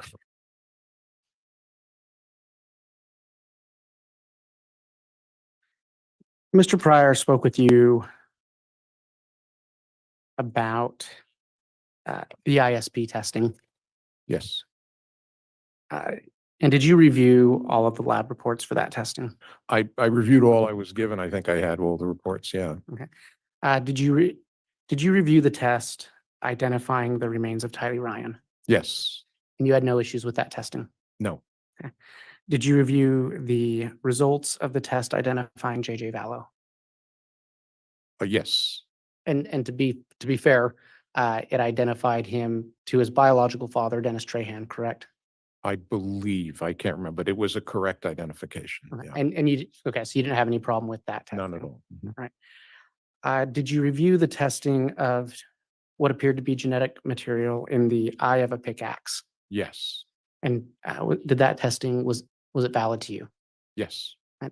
On that same pickaxe, there was some testing done on what appeared to be a blood spot. Did you review that testing? I believe they referred to it as the handle or. Yes. Yeah, the handle.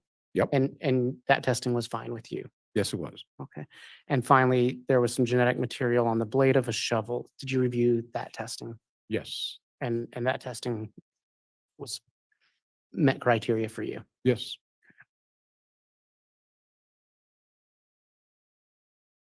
And you're aware, you spoke about the Estrella lab testing. You were aware of the hair that got sent to Bodie Labs?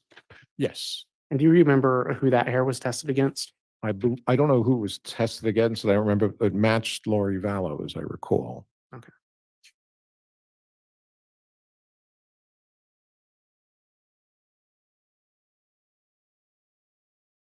You wrote a report for this case, correct? I wrote I wouldn't call it a report. We I call wrote it a what I was summary. going to testify to. Okay. Yeah.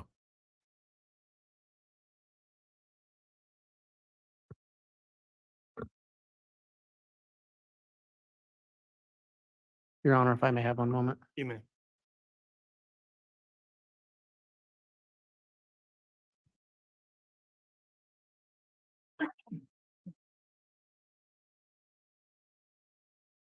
Thank you. Your Honor, I have no further questions. All right, thank you, Mr. Wood. Again, permission, Judge? Yes, redirect, Mr. Pryor.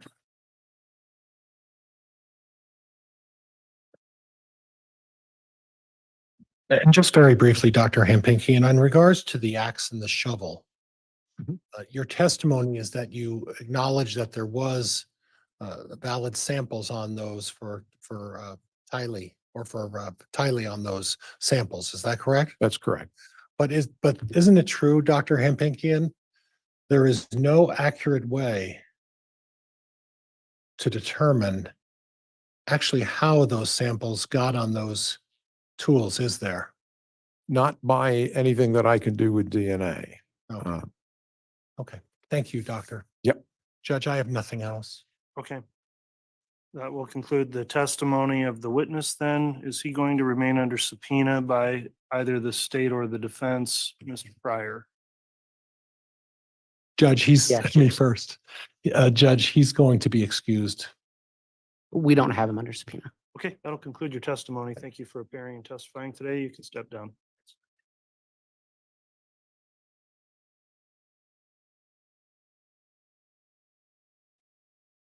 And Judge, could we take a brief sidebar again? I apologize. Yes.